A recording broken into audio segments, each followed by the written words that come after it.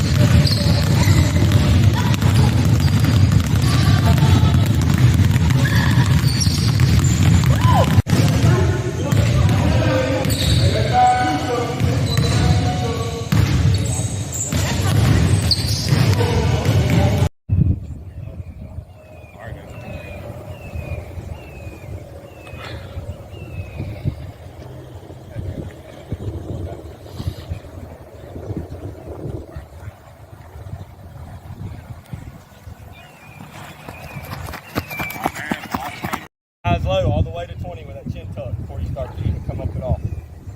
I like that, man. There you go, good. All right.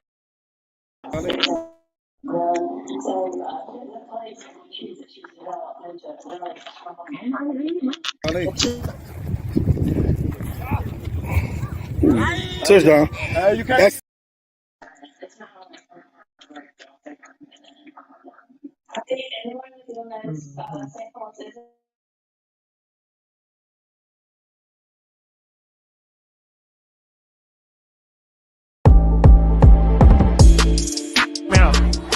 First down and 10 to the 14. Dunn hauls it towards the end zone.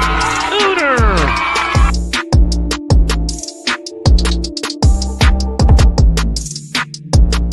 I think I said 3rd and 32. 2nd and 32. Dunn to pass. Takes the guy who makes the catch of the. Semi Dunn to pass. Fires. It is caught. The 30. Dunn to pass. Fires. And Tate Moore makes the. Down, the freshman rolls out, throwing against his body and gets it off to Tate Moore. I don't know what to say. This kid's got so much magic in him. Rolling out, Dunn fires. He's got the first down right at the. Takes the ball in the shotgun, steps back, looks for a guy, throws one over the middle, and it's caught. Makes it A-side to have two excellent kickers. Down to pass, fires over the middle, got Tate open, grabs it in the seat this season. And into the Dr. Pepper maroon zone. This one all the way down. 7:30 left to play here in the opening half of action. Toss over the middle. Tate.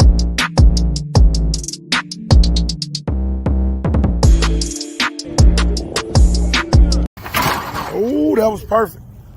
You know what the power angle is? Power angle, 45-degree angle. So when you hit that bag and your arms start extending, that's the angle you want to be in. You want to be like this. Because if you straight up, the O lineman or D lineman, y'all know position y'all play, they're gonna push y'all back. They're gonna pancake y'all. That's embarrassing. We don't want that to happen. So come at a 45-degree angle, and that's your power angle. That's where you get your hips and your legs involved the most. So when you strike this bag, arms extended to a power angle.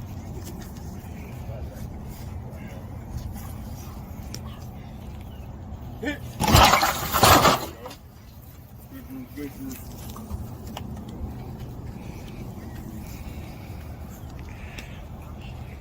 Good.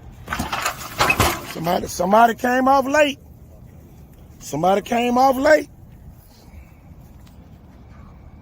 That's it. Some defensive ends over here. I'm telling you.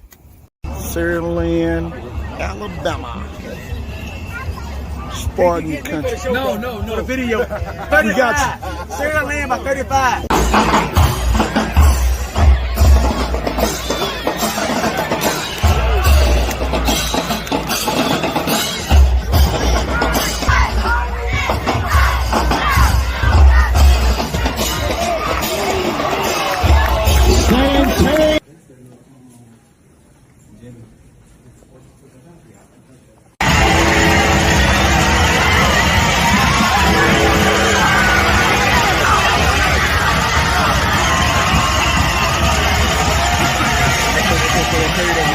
I don't care what position you play, your first step is key. If you get your first step long and powerful, you'll be a great ball player. So you come out your stance here, you come out your stance, you want to be here, and instead of taking a step back and then coming out, you want to come straight from here and drive just like that. Look how long that is.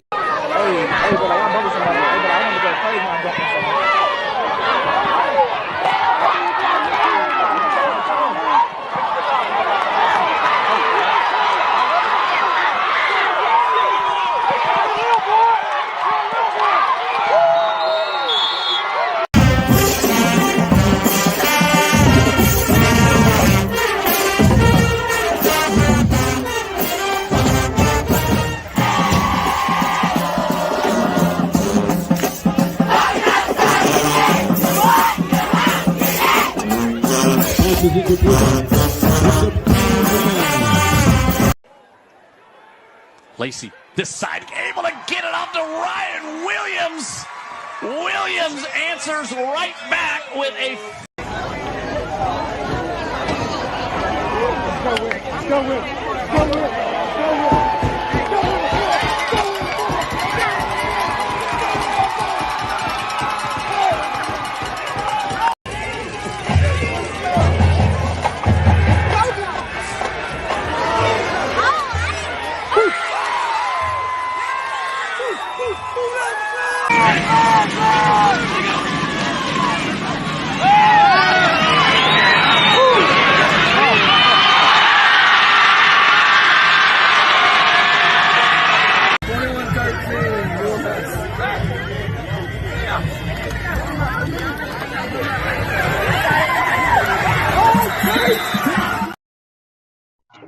It is the Hay and the Ball show here, y'all.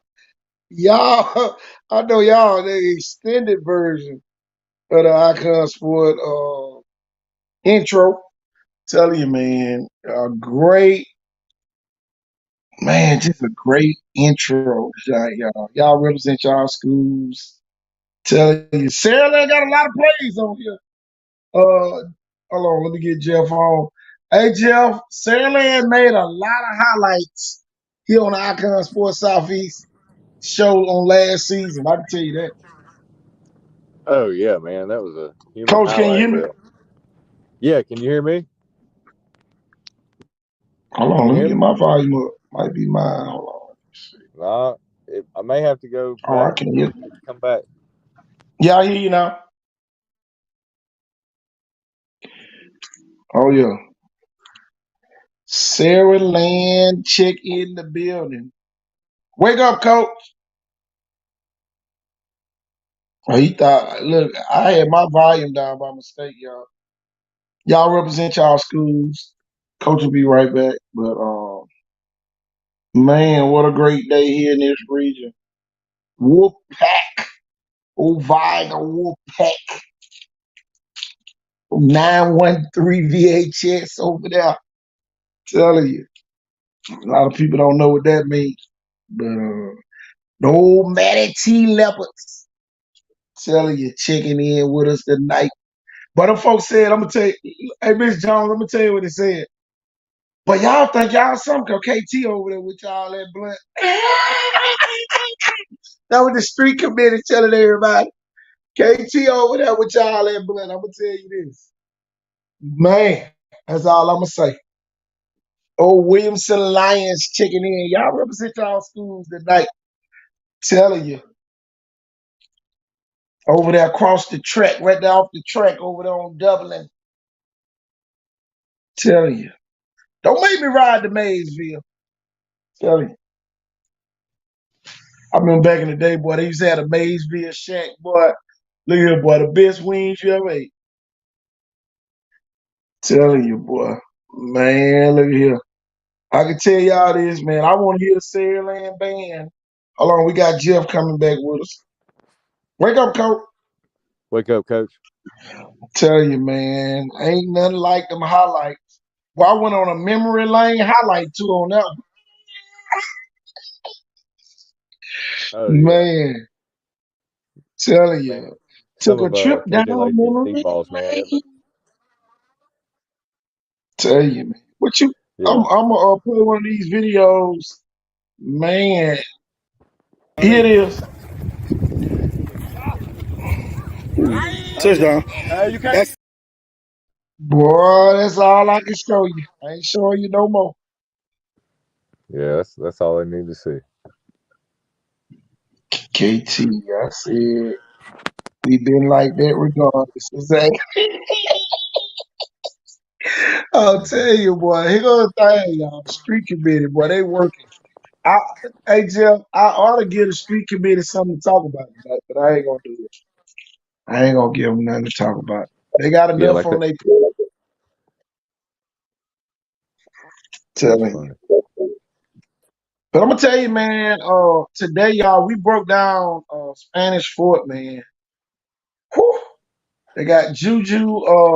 What's his name? Juju Look up, Kid, the quarterback. Got a question keep going. for the show.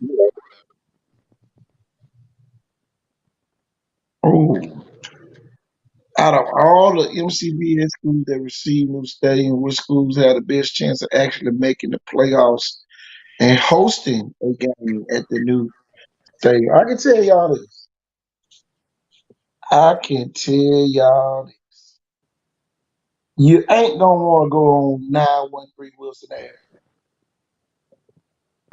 You know and I'm gonna tell you, it's not gonna get friendly when you get up there by Bible. So if you want some hospitality, ride on down to Rogers or Harts and get you some chicken on the way up. You talking about some friendly people down there, man. Go down there because once you get to the stadium, they're gonna say, sit your ass down over there. Nah, y'all, I'm just playing. But Jeff, I'm telling you, I'm gonna tell you what I found out today. And it's sad news. Uh we need the Mobile County Public Schools to go ahead and release the stadiums for use. Uh, Only one stadium has been released, and that's LaFleur. Viger Stadium had been released. BC Rain, Davidson. None of those stadiums have been released. Some of the fields have been released, but not the actual stadiums. We need the Mobile County Public Schools uh, to release those stadiums on a real note. A lot of people, I even thought Viger Stadium was released. It's not. Only the field. They can go out on the field, but people cannot occupy, the stadium portion of the stadium, the bleachers and all that. So it hasn't been released yet. We need to I know they got somebody on here watching. Make sure y'all go ahead and do that for Mobile County Public Schools. Um, so that so we won't be giving out a false impression that these stadiums are ready for use. Viger Stadium is not ready for use for as a game type yet. They hadn't had the ribbon cutting and all that good stuff. Once they do all that, y'all, that's when it's gonna be officially released. But they told me today that LaFleur is ready. LaFleur Stadium is ready. So that's a good thing. One of them, have been released. But Jeff, man, we were sitting there breaking down some of the teams today in our group, and man, I'm telling you, I saw your list, but I'm telling you, boy, some question mark teams on my list. And I hate to put my list on the screen and piss some people off, but I ain't gonna do it yet. It's we hadn't even got to the screen yet, and I don't want nobody in there pulling muscles in their back trying to prove me wrong. Yeah, I get what you mean. But I made the announcement earlier tonight. The street committee, the football street committee, Pritchard is back open for business. Via and Blunt is back open for business, playoff business, any type of business that you need for your football. Blunt and Viger is back open. Saraland has been holding us down the last couple of years, and we really appreciate Saraland for keeping us busy. Big shout out to Jeff Kelly and the crew up there. They held down the state championship department. Hopefully, we can have a couple teams bring back some blue maps to the Mobile County area. Spanish Fort as well. That's another team. They've been holding it down for us too. So Pritchard is back open for business in the football world. We don't want y'all to forget about us. Stop by and see us. If you just so happen to ride by the old school. But it is back open for business. In other news, Jeff, what we was talking about? We was talking about something last night. The football showcase. Man, we had some outstanding measurements taken out there during that showcase. I know you probably want to go down the list and call out some of those kids' names and just to get those kids the proper recognition, for what they accomplished, during the showcase. You know, um, I feel good about what took place. We got the video. I hadn't even went through the videos, Jeff. Did you get a chance to go through some of those videos? I did. They were good. They were really good. We had some really good starts out of the 40 that came out of that video series.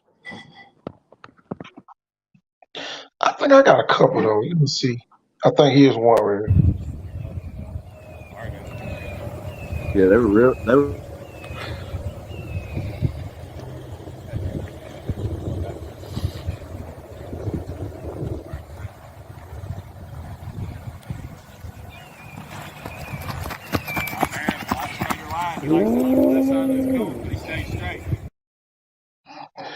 Boy, I'm telling you, technique, sound.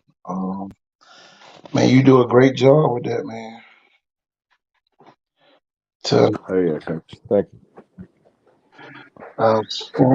Great camp series to be a part of showcase, sir. I'm telling you, man. When we come back, boy,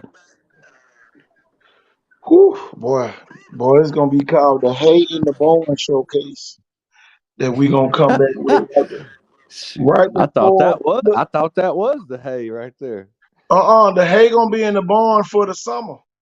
The Hay in the Barn for the summer showcase. You're right. That one gonna be in July, right before all the teams go back. We might do it 4th of July weekend. Fireworks.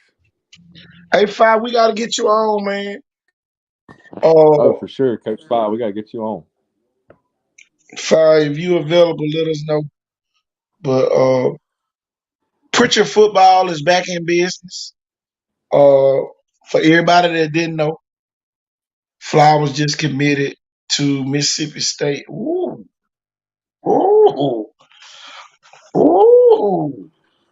The Mississippi State commit. That's what we can say now, Jeff. Yep, my former 6th grader at Chastang Middle School. I'm telling you, one of your former students, I can tell you. I never forget one of my former players, Willie Bohannon, signed to go to University of Tennessee. And man, I had several other kids, and then I had Demetrius Thomas. He went to Marshall that year. I had quite a few kids signed from the middle school. Jeff, talk about some of those kids, that signed those Division I scholarships, that played up under y'all over there at Chastain, and how you felt on those days. Oh, you talking about how we feel when they end up signing? Yeah, talk about some of the kids that signed, just off the top of your head. I just remember. Oh yeah, like Demetrius Vaughn. I mean, he was like preferred walk on to Alabama. Should have probably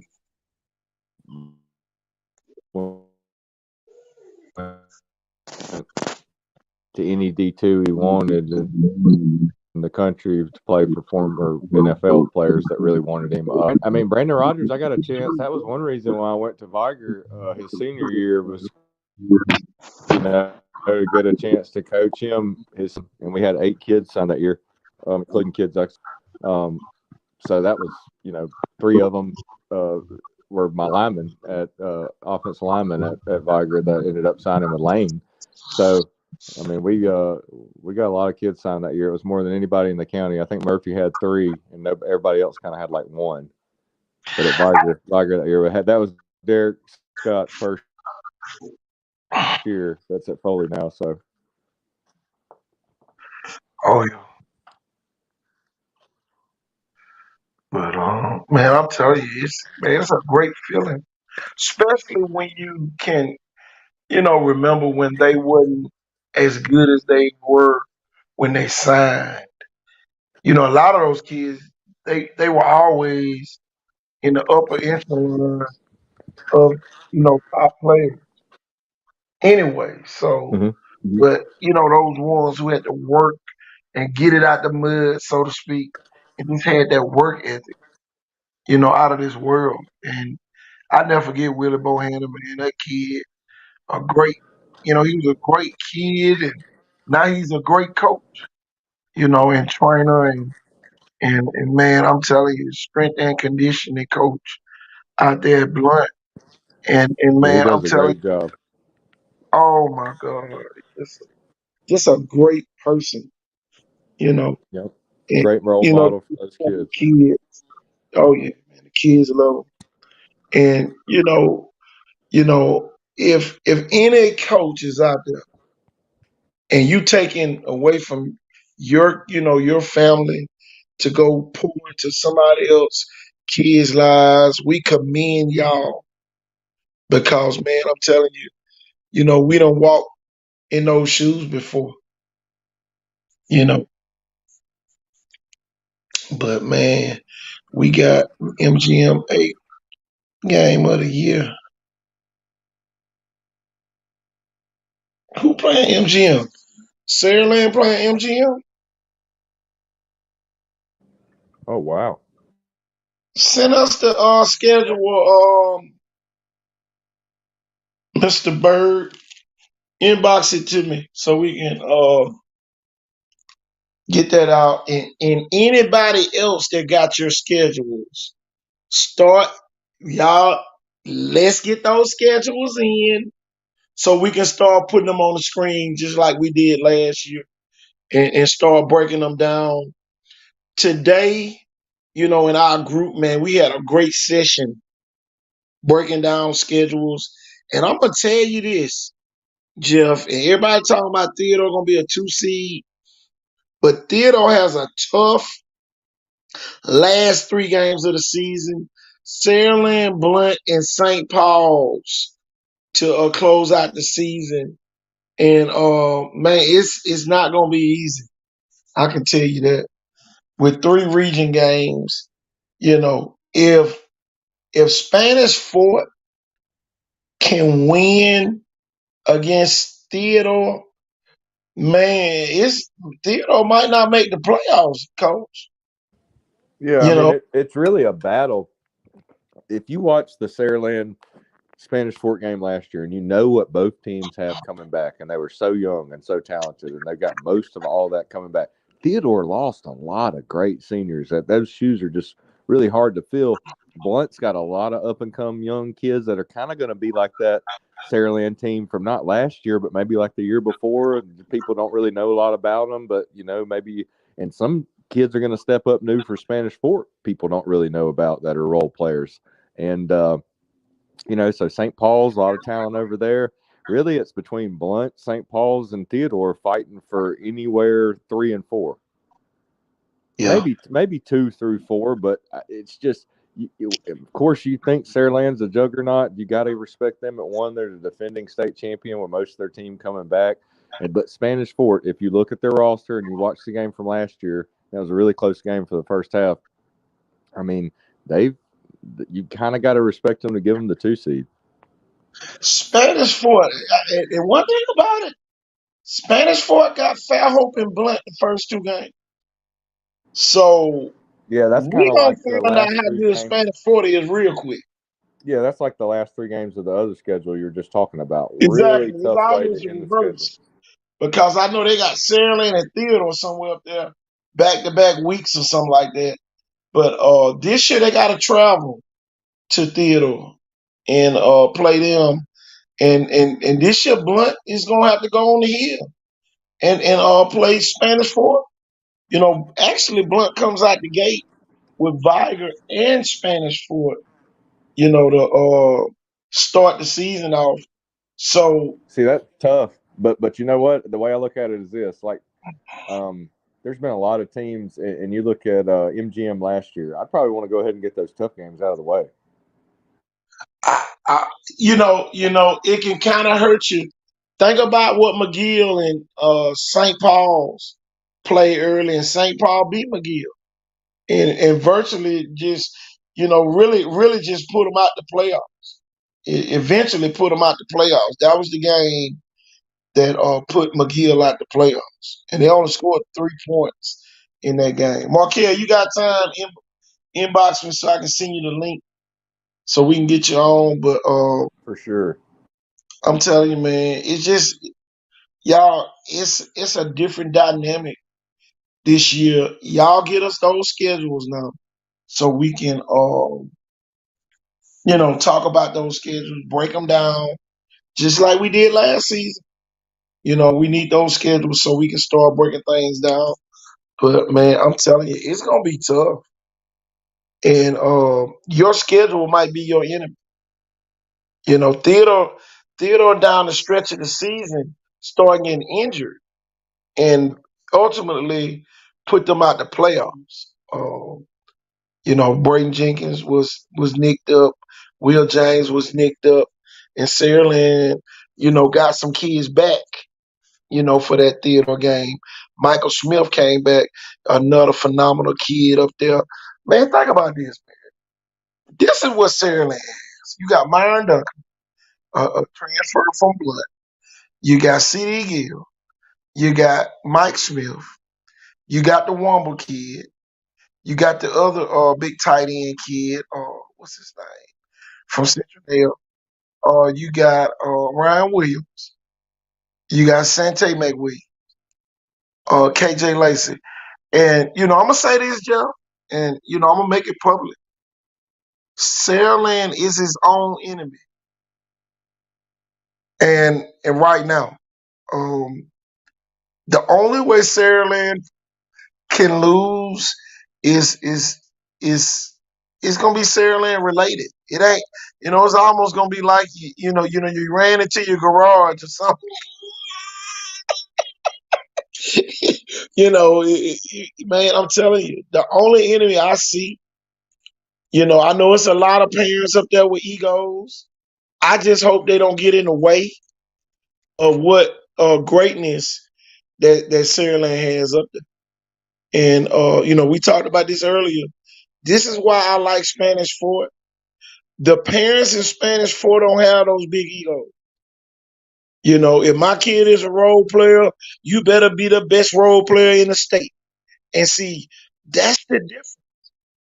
You know, we talking about high school sports, y'all. We ain't talking about college. We ain't talking about the pros. We talking about high school. You know, where kids are finding themselves and, you know, all this other stuff. So, you know, they got to go to school. Somebody, you got to do your homework, all that good stuff, and then play the game on Friday nights. So anything can happen in high school. And we're going to run, you know, that's just what's your take on high school, playing high school football? What's your take? You talking about me, Coach? Yeah, what's Okay, your sorry, I take? didn't know if somebody else came into the show. Uh, You mean what do you mean exactly though? just the normal day of a high school kid.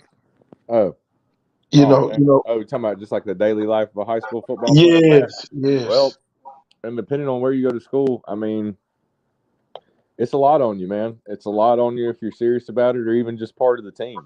You know, you're banged up, nicked up, like you talked about. You're having to make sure you're taking in so much calories, so much water, so much electrolytes, hydration.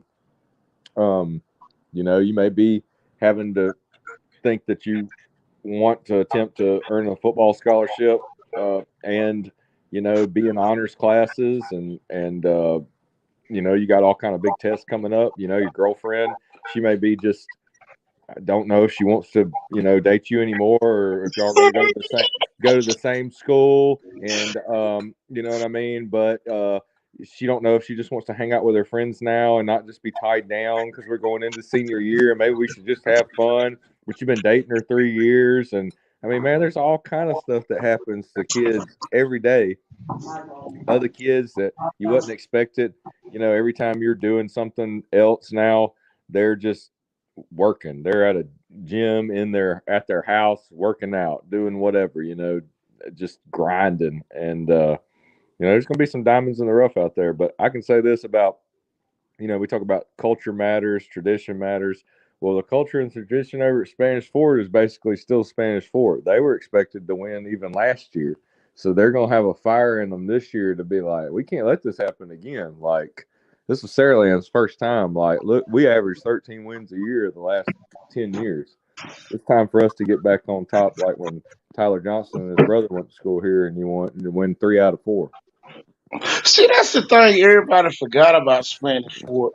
Man, you talking about a team that averaged 13 wins a season. So, it's no knock on what Saraland did.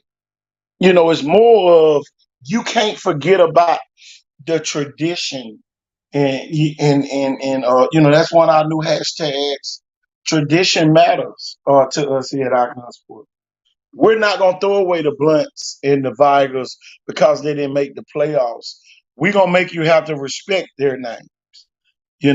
Put some respect on Blunt and Viger name, because when those other schools weren't doing nothing, those schools were winning. And, whether you like Blunt and Viger, Murphy, who else won a state championship? McGill, St. Paul's, UMS. Whether you like those schools or not, those are the championship schools. It's not a lottery. Where a ping pong ball comes through, and then it's the color of Theodore, and now you the state champion. You got to go out there for 16 weeks and just grind it out, and and win those championships.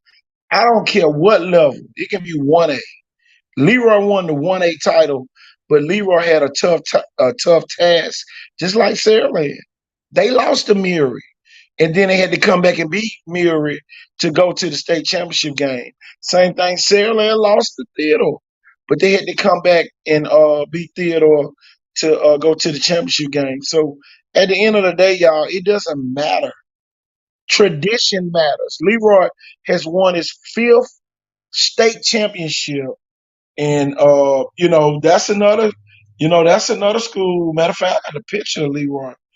All the championships, Jeff, right there.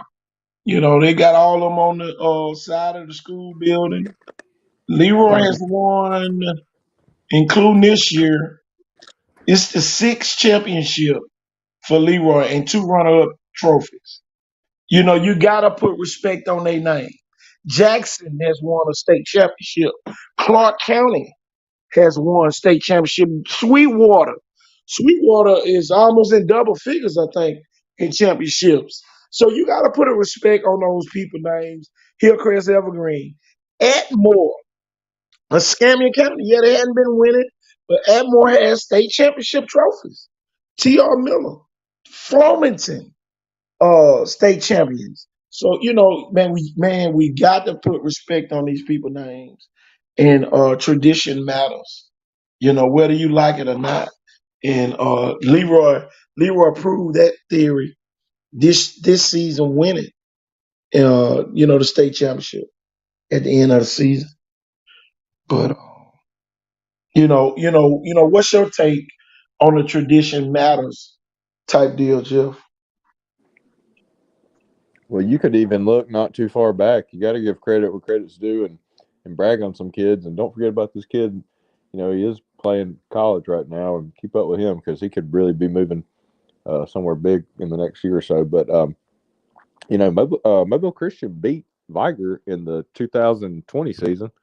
You know, we had that crazy weather week and all that kind of stuff. And people kind of really didn't know if they believed in Viger. But it was like me, you, and a couple other people. We were like, bro, the Viger senior class from last year's team, no, they got all that together. This team's laser focused. I'm picking them to win the whole thing.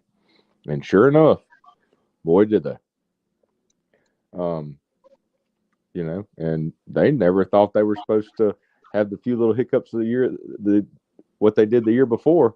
And we knew they still had Mix coming back with Brendan May Jordan, big connection, and a bunch of other kids from that senior class. And, the rest is history. So that was just lately, so you couldn't write that team off. But, yeah, Leroy, man, them early 2000s, they had some athletes. Had a guy went to Duke, right there from Leroy, Alabama. Ended up coming there. Well, you can look over at Flomaton. Then you got to think about Clint Mosley. Yeah, Flomaton beat Piedmont a couple of years ago in one of the longest state championship games of all time. Yeah. And the crazy thing was, that was the year I was coaching at Mobile Christian. We beat Flomaton for homecoming, and they ended up winning the state championship. And we won the region. Yeah. But, Hillcrest Evergreen won the state championship. Andalusia wins the state championship this year. It's so weird. Maybe at other classifications other than like below 4A or 5A, it doesn't matter as much. But if you just like win one and stay pretty competitive, you're almost like a dynasty status where it's like those small towns, they go crazy for Friday night football. Here's the thing. Jeff Kelly wins a state championship when the people say, he better win in the next 3 years. He win the first year. Uh-huh. So you kind of put like a damn a COVID-19 mask on everybody's mouth. When you win, when people give you 3 years, you win the first year. But it's a unique thing that happened. A bunch of younger kids, up there in Saraland won. So now, is this the new trend? This is going to be the new trend. It is. I mean, more and more younger kids are getting offered. They just offered the defensive lineman kid, Coleman. So, I mean, third Bama sophomore commit. He can go with his buddies. You got to get to these kids. Committed. I think he just got. No, he didn't. You're right. He just got an offer. You're right. He did not commit. He left his recruitment open, but he did get the offer. But yeah, it's just one of those things where, you look at the state of Florida. I talk about this all the time in Texas, and just they're trying to get their kids ranked at a young age. They're looking for NIL. They're looking for body armor. Whoever can look at their kid and give them some more exposure and attach their name to it on Instagram, Twitter, Facebook, whatever. They're they want the exposure, they want the recruitment as early as possible because they want to offer. I'm gonna tell you this. We was talking about a team, Hillcrest Evergreen, Coach Nard, the new coach up there. They have a brand new weight room up there at Hillcrest Evergreen, and it's an old ag building up there. Man, they transformed it into a weight room, and those kids are very excited about what's about to take place up there in Evergreen. And man, they got one of the better quarterbacks, senior quarterbacks. Jamonte Stallworth might be the best quarterback experience wise. 3-year starter, been starting since his 10th grade year.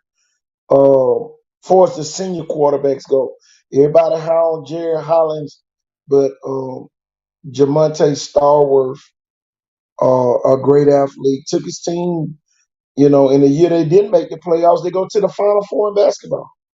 He led that team. So you talking about a real field general up in Evergreen, and now they got a young, great coach that's gonna bring that positive energy that these kids need, almost like an IV when you're dehydrated, coach.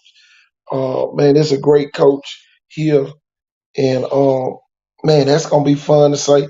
And then another team, everybody, um, might need to be thinking about, and you mentioned that earlier. Spanish Fort, Coach Chase Smith, he's going into his second season, and I know you talked a little bit about it earlier, but y'all, I know the motto got to be finished.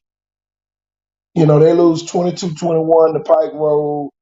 They lose to Saraland in the comeback game.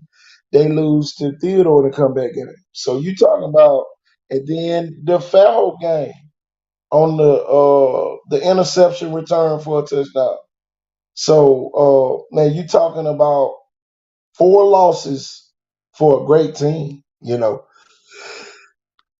last season, and man, that's gonna be a tough team to beat next year. Yeah, bless you, Coach. Thank you. Yeah. Yeah, those are all good points there. You're correct. And then my thing on the other end of that tradition matters. Theodore has been winning lately. Yeah, and they're proud of their tradition too. I mean, none of these people want to hear that they're falling from the 2 spot, much less they feel like, hey, yeah, they were banged up, but they felt like, even with the first win and going, with their record they had last year and their number 1 ranking, they still feel like they should stay up around number 1. I'm gonna tell you this: back from 2010 to 2019, Theodore was 49-54, and since then they're 33-5.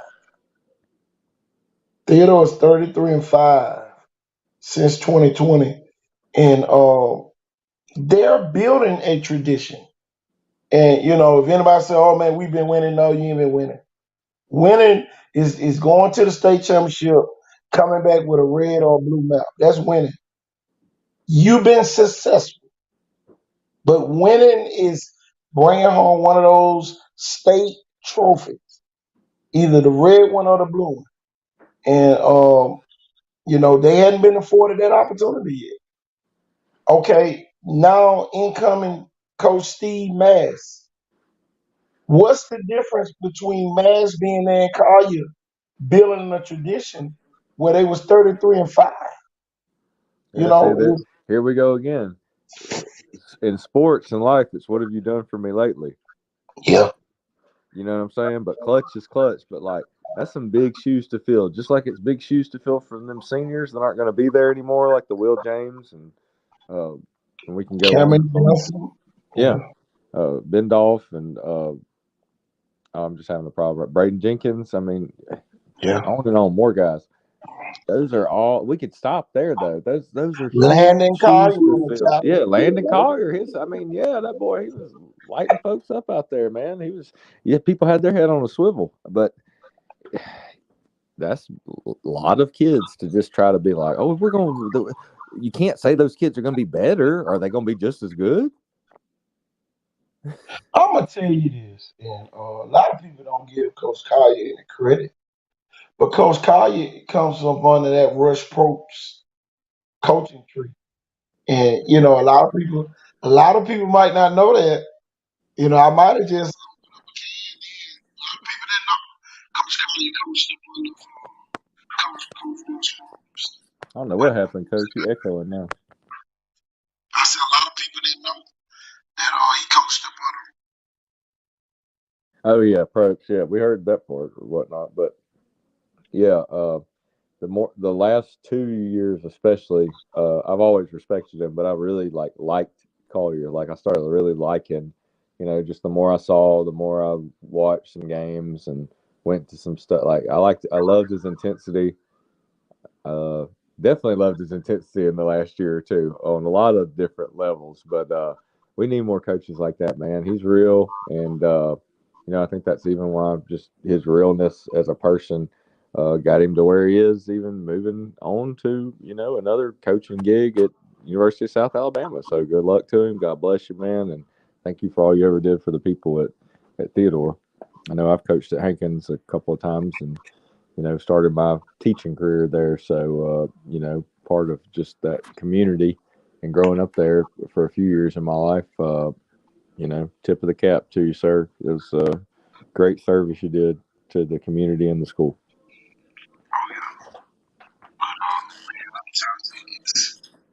It's a great thing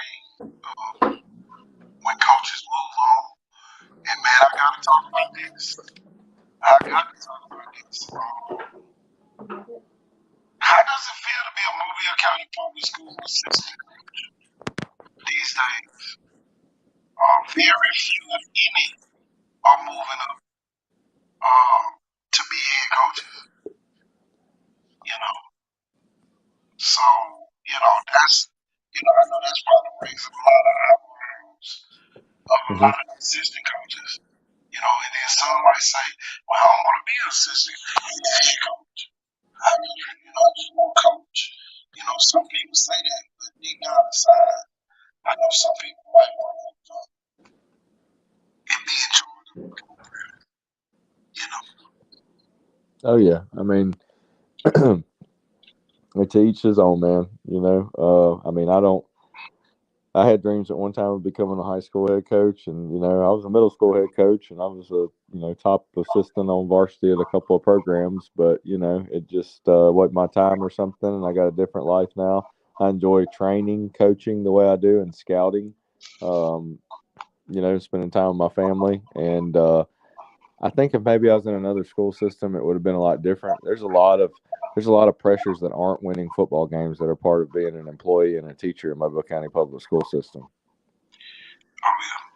It's just, I just don't, maybe a Leroy, a Millery, a Jackson, a T.R. Miller, a Escambia County, all that, a McIntosh.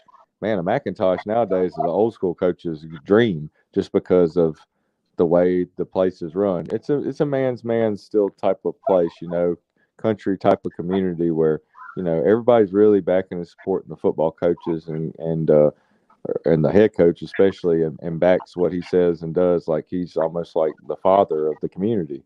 And it's just not like that at MCPSS because it's the biggest school system in Alabama, and it's basically almost like a commercialized corporation where it's a trickle down effect of, everybody's about the same.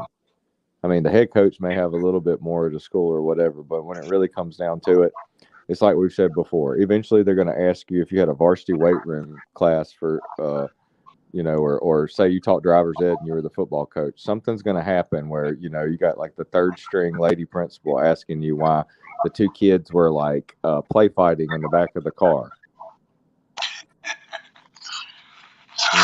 But you just won the state championship in football or something. I'm not, Wake up, Coach Fi. What up, Coach? Coach Fi, what up? Coach. Man, I saw y'all putting in some work over there today in Minor. Yeah, we be working, man. We just don't show it, man. Hey, one thing I learned, I had to let the street committee know. Pritchard is back open for football business. Coach Yeah. Stanton, KT, Yeah. go out and come back in. It's the volume, Coach. It's the echo.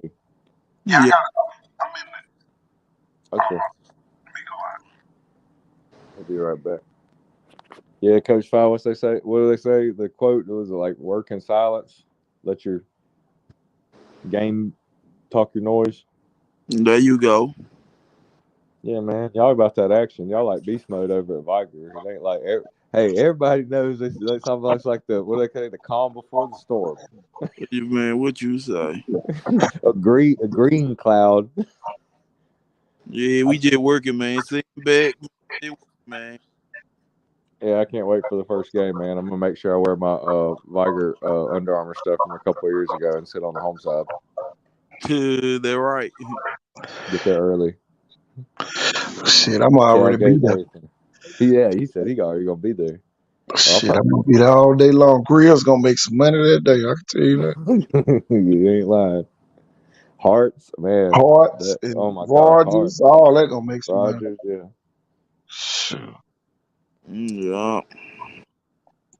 Man, I saw that big old lineman, man. Don't be trying to hide them linemen over there at Viger. Man, what you said? That joke was bigger than Big Mike. Man. Tell you. Q said 5 miles. Hey,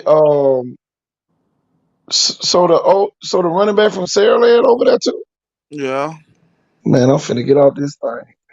Yeah, dog. Yeah. Wait, what kid is this? We got a kid from everywhere. I ain't gonna lie. We just don't post it though. Yeah, man, do right. Cause you know when the street committee get it, they gonna post it. They gonna be on here. Oh, man, please don't tell them who coming, boy.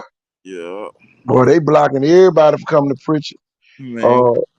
Boy, somebody found out. Somebody supposed been coming to Blunt, and boy, they were calling up there today. Man, y'all trying to get somebody to come to Blunt, and I'm like, what the world? How y'all know what these folks got going on? Boy, they worried about Pritchard. High schools, I can tell y'all that. Man, what you say? I already know who you talking about. Boy, everybody worried about who coming to Pritchard. Man, what you say? AT, we were trying to schedule y'all. I don't know what happened. We going. Fell through the cracks, huh? Oh, y'all trying to play Jackson? We will try to play them in the streaming game, but we end up going McGee. I don't know what. I guess Jackson ain't back out to Coach Cook, so we end up going McGee.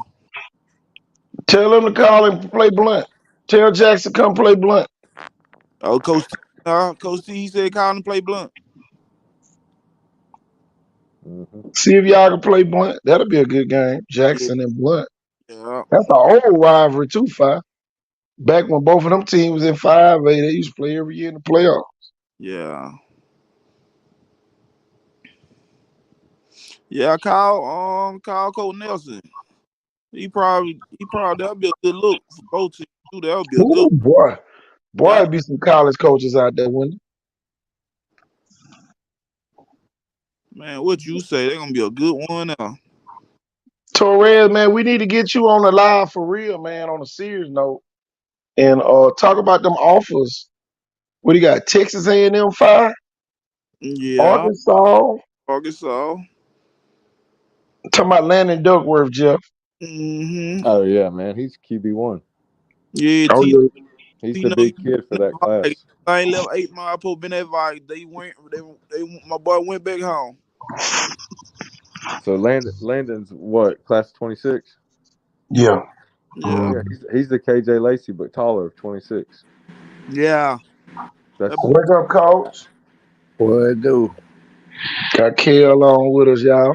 What up, Coach? Coach Rocker, what's going on, bro? What it do, Mr. Ford? What up, Coach? What up, 5-5? What up, Kitty? What up, Coach? What's going on, man? Man, boy, today 5, man, we was sitting there trying to break these things down. Man, we got to get them schedules. Remember how last year, we put the schedules. We showed you had our parent meeting today. We passed out our schedule today to our parent. Man, we need y'all schedule 5 so we can put it up on the screen, man. and talk about break down some of these schedules. The schedule's out, Yeah. KT? Yeah, the schedule's out. We got our Yeah. Okay, yeah. So open up with Blunt at the New Viga, huh? Yeah. I'm gonna tell y'all what I found out today. They told me that the field has been released, but not the stadium yet. So the school system need to get on key. So the stadium, the bleachers, I the mean, field is released, I mean, they but the gotta do some bleachers haven't inspections been. then. Yeah. Yeah. I Yep. don't our field, they gotta do something to our field. Our field ain't even cleared. That's why we ain't been on it. That's what they said today. That's what they told me. So I think it's a little work they got to do to build something. Yeah. Yeah, but LaFleur, I went over there to Jack. Went over there when Viga played Blunt in baseball, KT. Yeah. I went over there. Jack had his fan on in the concession stand, and then we just played Chickasaw over there this past week, and Jack still had a fan on. I said, Jack up and running over him. Oh yeah. LaFleur is all the way. All the inspections have been done, and LaFleur is open for business. Oh yeah, cause they got their air conditioning. Some on and now the fan running. You pay it tomorrow or something, it's gonna be running. Oh yeah. Yeah, LaFleur. They got a couple of cosmetic things they got to do. Yeah. Paint this, paint that. Little small stuff, but LaFleur is up and running, y'all. Coach T said he just dropped on Jackson I schedule. got it. I got Jackson. Boy, I'm downloading 5. You already know. I'm finna put it on the screen. Hey, Torres, did y'all call? Did you call the number I gave you? That'll be a good one too, kill that game now. Murphy gonna announce who the coach is. So did they get into the injury head coach? Well, not yet. They said next week. They're gonna officially announce it next week. Okay. But I think Coach Perry got his second interview though. I think he got that. So yeah, he one of the finalists. And y'all, I really hope he get it. Yeah, me too. So those kids won't have to adjust to a whole nother step. Coach, yeah. Right. Why you like starting out Irvin over wait again. so late, man? But you gotta realize this too, Fi, and we done got away from that conversation. But think about what Blunt done went through the last 4 years. Yeah. When you sit there and just really think about it. I'm saying with the hiring, what I'm saying, they do with the late hiring. They just actually it's not later than what it was that it did last year though. Yeah, you gotta realize the kids ain't get there to July. Right. Yeah, last year was late. Tell you. Yeah. Oh, okay, cuz. I just make sure you call. Okay, cool. Cause I hit him up and told him that y'all was gonna all call. the way across the board. I'm telling you. But boy, if Blunt can play Jackson, that'll be big. Yeah, that'll be a nice game. Yeah. That'll be big, man. If Blunt can play. Oh, Darnell Stanley said hit them up. I already know Blunt ain't playing Williamson. They already said. I don't know though, KT. They might. No, I'm talking about in the spring game. They ain't gonna play him in the spring. I'm talking about in the spring game. They got to see him in the regular season. Yeah. Q on here, y'all. What up, everybody? What's up, Coach? What up, Q? Yeah, they don't want to see him in the spring and the regular season. Well, nah, it's really the logical thing not to do. Yeah. Yeah. I don't know why they did that last year. Play a spring game with them and go come back and play them in the regular season. That was dumb. Oh, Lord. Finally called it what it was. That's why he's on here. Hey. I know why, Fi. Why? Because they thought they was going to beat up on Wilson. That's what it was. That what it was. Yeah. And Wilson actually won that spring game. I don't want nobody Ain't to no, come in and think they. ain't no actually KT. They won it. It wasn't no actually. They won it. The folks pulled out the Yeah. 6th and 7th graders at halftime. And They Duke now won. was still struggling. Blunt was still struggling. Let's call a spade now. But hey, I'm telling you. Yeah, that Williamson D line, they were like world class wrecking crew in that spring game, man. Man, yo. T said he gonna hit him up in the morning. Coach T said he gonna hit him up in the morning. They're Yeah, gonna be a good. They're gonna be a good one, T. They're gonna be a great one. I don't really want to say nothing, but what they trying to do, it should be a good thing. What they really trying to do, though. Yeah. I know KT Oh, know yeah. what I'm talking about. If that's, Yeah. I just don't want to put it out, but if that's what they need to do, and that'll be something big right there, KT. Yeah. I like that one better though. Me too. You know. Yeah, I don't like that Jackson. Yeah, I like Jackson I like Jackson. I'm gonna say it, Kill. Go I ahead. would rather see a 3-way. Go ahead. It's actually You know, more a than that. 3. They're trying to get several. Go ahead and say it, KT. I Yeah. just don't want to be the one to say it. Yeah. Several schools, man. That need to be like Blunt got the largest stadium, y'all. Yeah. And for them just to have to play one team, man, it should be 3 teams up there, man. Man, they got room for days up there. Because, man, you got to realize they can actually, man, one team can be like warming up and then come back into the stadium. Man, they got that much room. Yeah, Blunt practice field really 2-3 fields. Yeah. You know. Honestly. So, man, that would be huge. You know, they can get one more team to come and, just play out there. Or even Blunt go to Jackson. What if Blunt go to Jackson for the spring game? Better get the money worth. I don't care where it's gonna be at. I just hope it don't be on our date. Okay, I'm hoping that's gonna be a good one. Yeah. But what they really trying to pull is like several teams at South. Like 4-5 schools, like they used to do them park jamborees.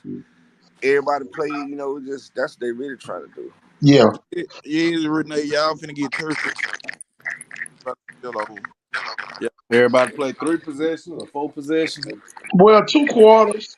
It's 2 quarters. Play a varsity quarter and a JV quarter. Hey, Mick Jones, they actually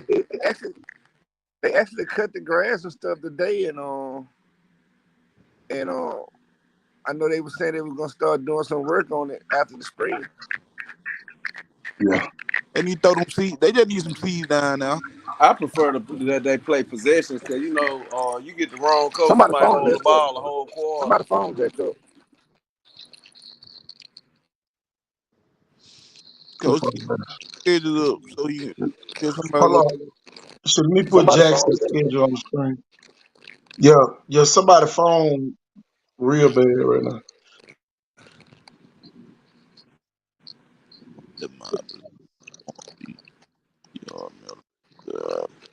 The same schedule from last year. It's, Somebody phone messed up. Somebody. That's me, y'all. Somebody phone messed up. It's me. Oh, that's you, Fi? I'm asking. You hear me clear? Yeah, we got you clear. Okay. Can y'all hear me? Yeah, you good. Jeff. It probably was Jeff. Yeah, Jeff fell off. Yeah, it was Jeff. That ain't no easy schedule for real though. Well, it's the same schedule last year, kid. Ain't nothing changed. Yeah, we got our same schedule from last year too. They said you're on a 2-year playing out there. Everybody. What position Jackson went in last year? 3 or 4? 3. 3. But you got to realize who in 4A too now. 4A ain't no punk now. No. Ain't none of this stuff no punk, man. When you go up in there talking about playing for real. For real, for real. Man, 3A ain't no hoe either.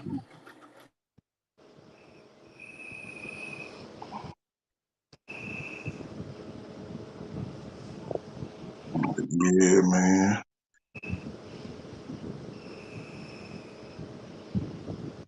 So I can hear Jeff and Q say we going 3-7. Ain't nobody gonna say that because right now we don't know how good Bayside gonna be with Bear Trotter. You know, Orange Beach rebuilding. They don't have a Chris Pearson. Yeah. You know, that's our first game. Then you go to TR Miller. We don't know what they gonna have. You know, we know they got Mike Johnson back and running back. Thomasville. No, that's a non-region game. Then you gotta play Atmore for homecoming. You know, we don't know what Atmore gonna have. Satsuma. I'm looking at now. I think the Davidson game gonna be a little bit tougher. You know, with Derek Butler and all that, but Big up the DB.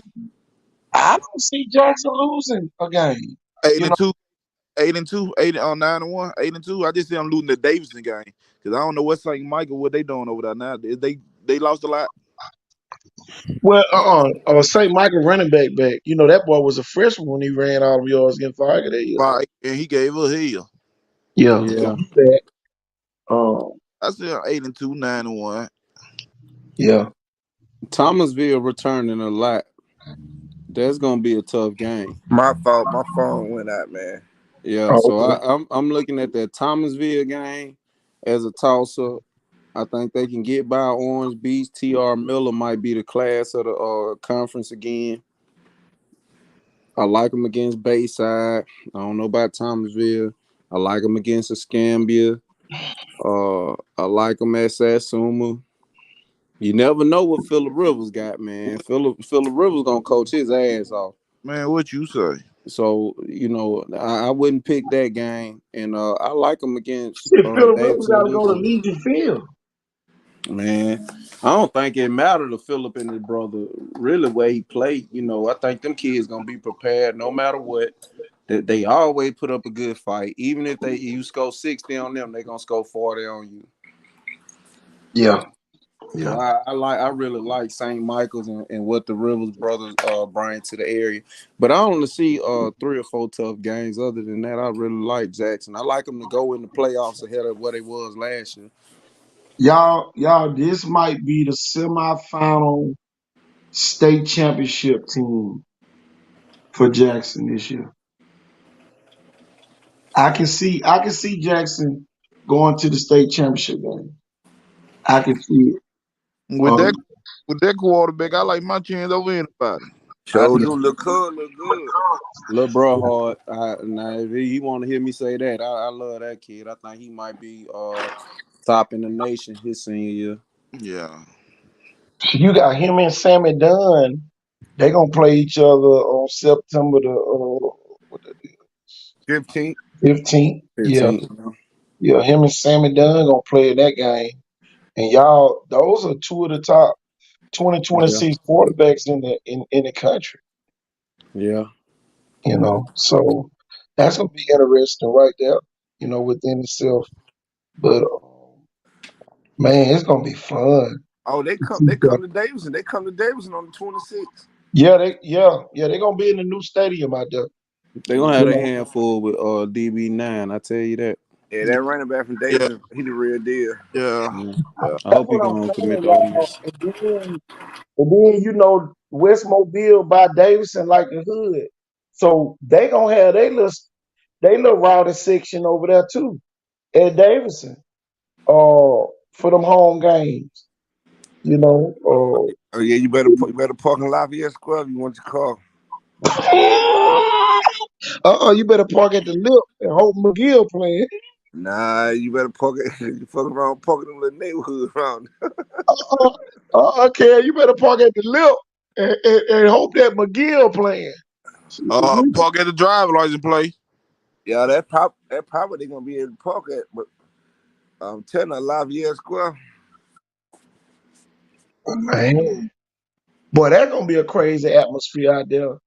Davidson ain't gonna be no friendly place to go play at either, y'all.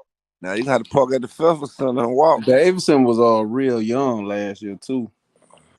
No, I'm talking about you got to think about Davidson too, y'all. Davidson done played 20 straight road games.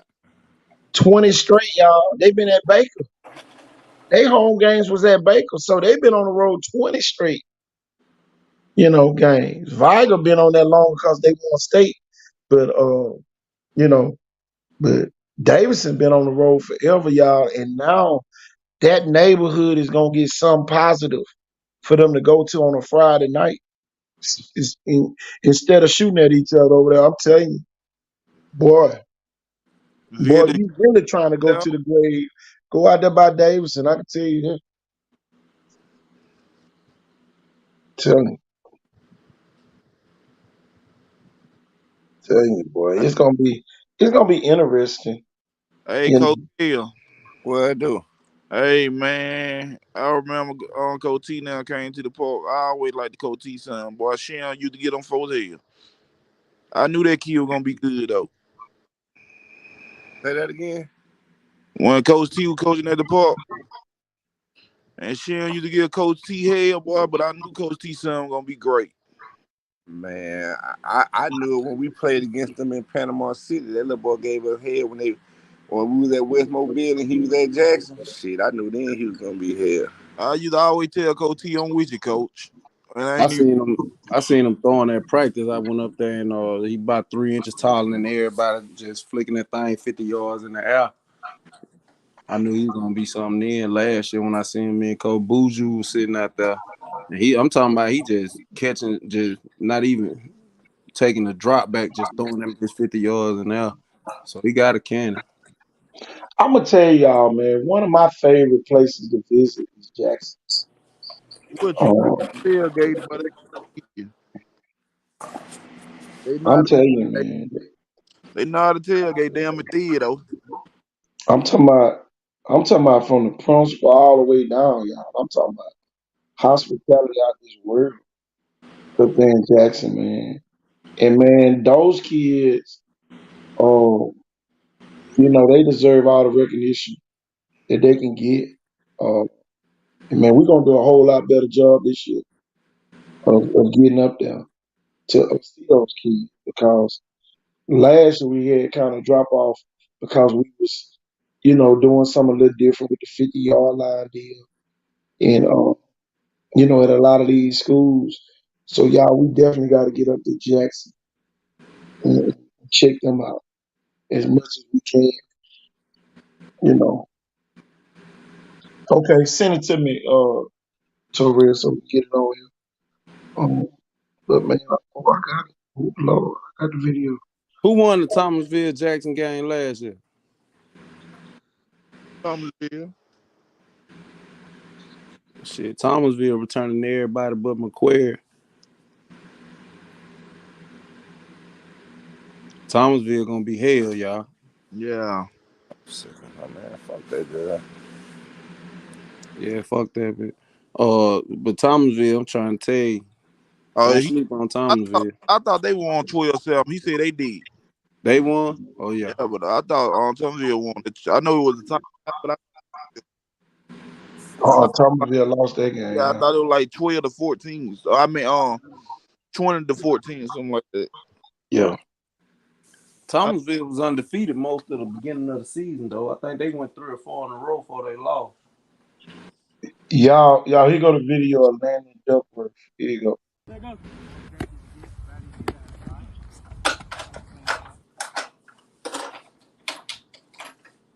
Or did y'all just see that gun? Man, this kid look like a right-handed got that spin on there. there. Cuz got that spin on there. Man, hold on, y'all. Man, I don't see no video. Oh, you ain't see it? Hold on, I'm gonna play it again.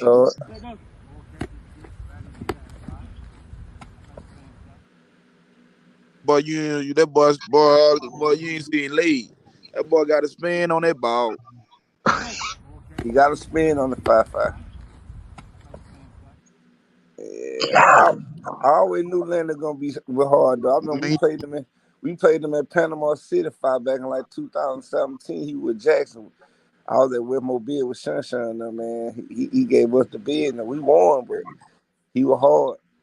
Who Who you already? I know he got a few offers. Who you got offers to already? Texas A&M, LSU. Oh shit, commit. Arkansas. What you waiting on, Ar- Torre? Pick Arkansas. one to commit, big dog. Q lead them folks along, man. Them folks trying to get their offers up now. Leave him alone. Man, shit, We ain't go even got commit. to the spring game. Let the man go through the spring game and get all his offers. Man, See, we'll talk shit. about that in damn May or June. Texas A&M paying $10,000 a month right now. He But got Q, he ain't gonna be no lead. better sophomore. Shit. It might be 100,000 by then. Shit, Ryan committed as a sophomore. You better go on commit, man. Don't wait. Go on, pull the trigger, and then you can revisit that shit after your senior year. Take TCU, Vandy, Texas A&M, Arkansas. I thought he had LSU coach. It was TCU. That purple. Yeah. Yeah. I'm going A&M. Get that bag. Going to A&M.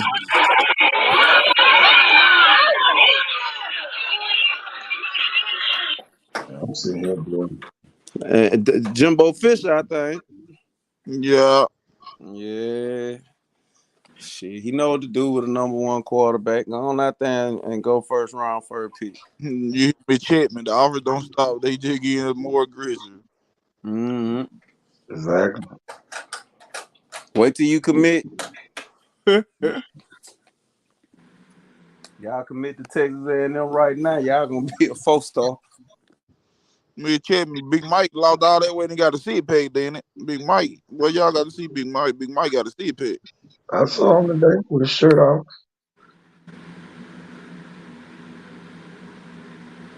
Telling you, man. I'm telling you, man, it's so different this year, y'all. Leading up into the season. I know last year, we had started doing these shows and y'all, it's totally different this year. Big Mike gonna be top 10 draft pick. What happened? I'm looking at that picture of Mike Dubo. He gonna be a top 10 draft pick. You got to see him with his shirt off, man. That's what I'm looking at. Somebody just sent me the picture. Going to Auburn, Bama, South Carolina, Mississippi State to visit before the spring over. Yeah, y'all have fun and then go on commit to Texas A&M get that bag.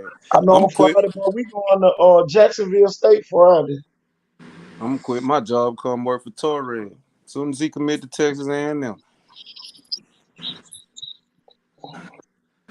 Yeah, I heard y'all were going to Jacksonville Friday. I know who driving y'all too. Chris. Oh, Chris, how old Chris Kale? Chris Nelson. Oh, Chris. Oh, man. Y'all done got Chris the flipped on theater. Them folks gonna kill Chris out there at theater. Nah, Chris kept it 1,000. Chris said, Ray his cousin, he fought with him the long way. He said he still thorough. He said, matter of fact, when they play that night, he ain't on no side. He said he just gonna watch the game. I swear to God, that's what he said. Chris love Thitto, man. Them boy, they love Thitto, man. Them boy want to Ray and Thitto, man. Yeah.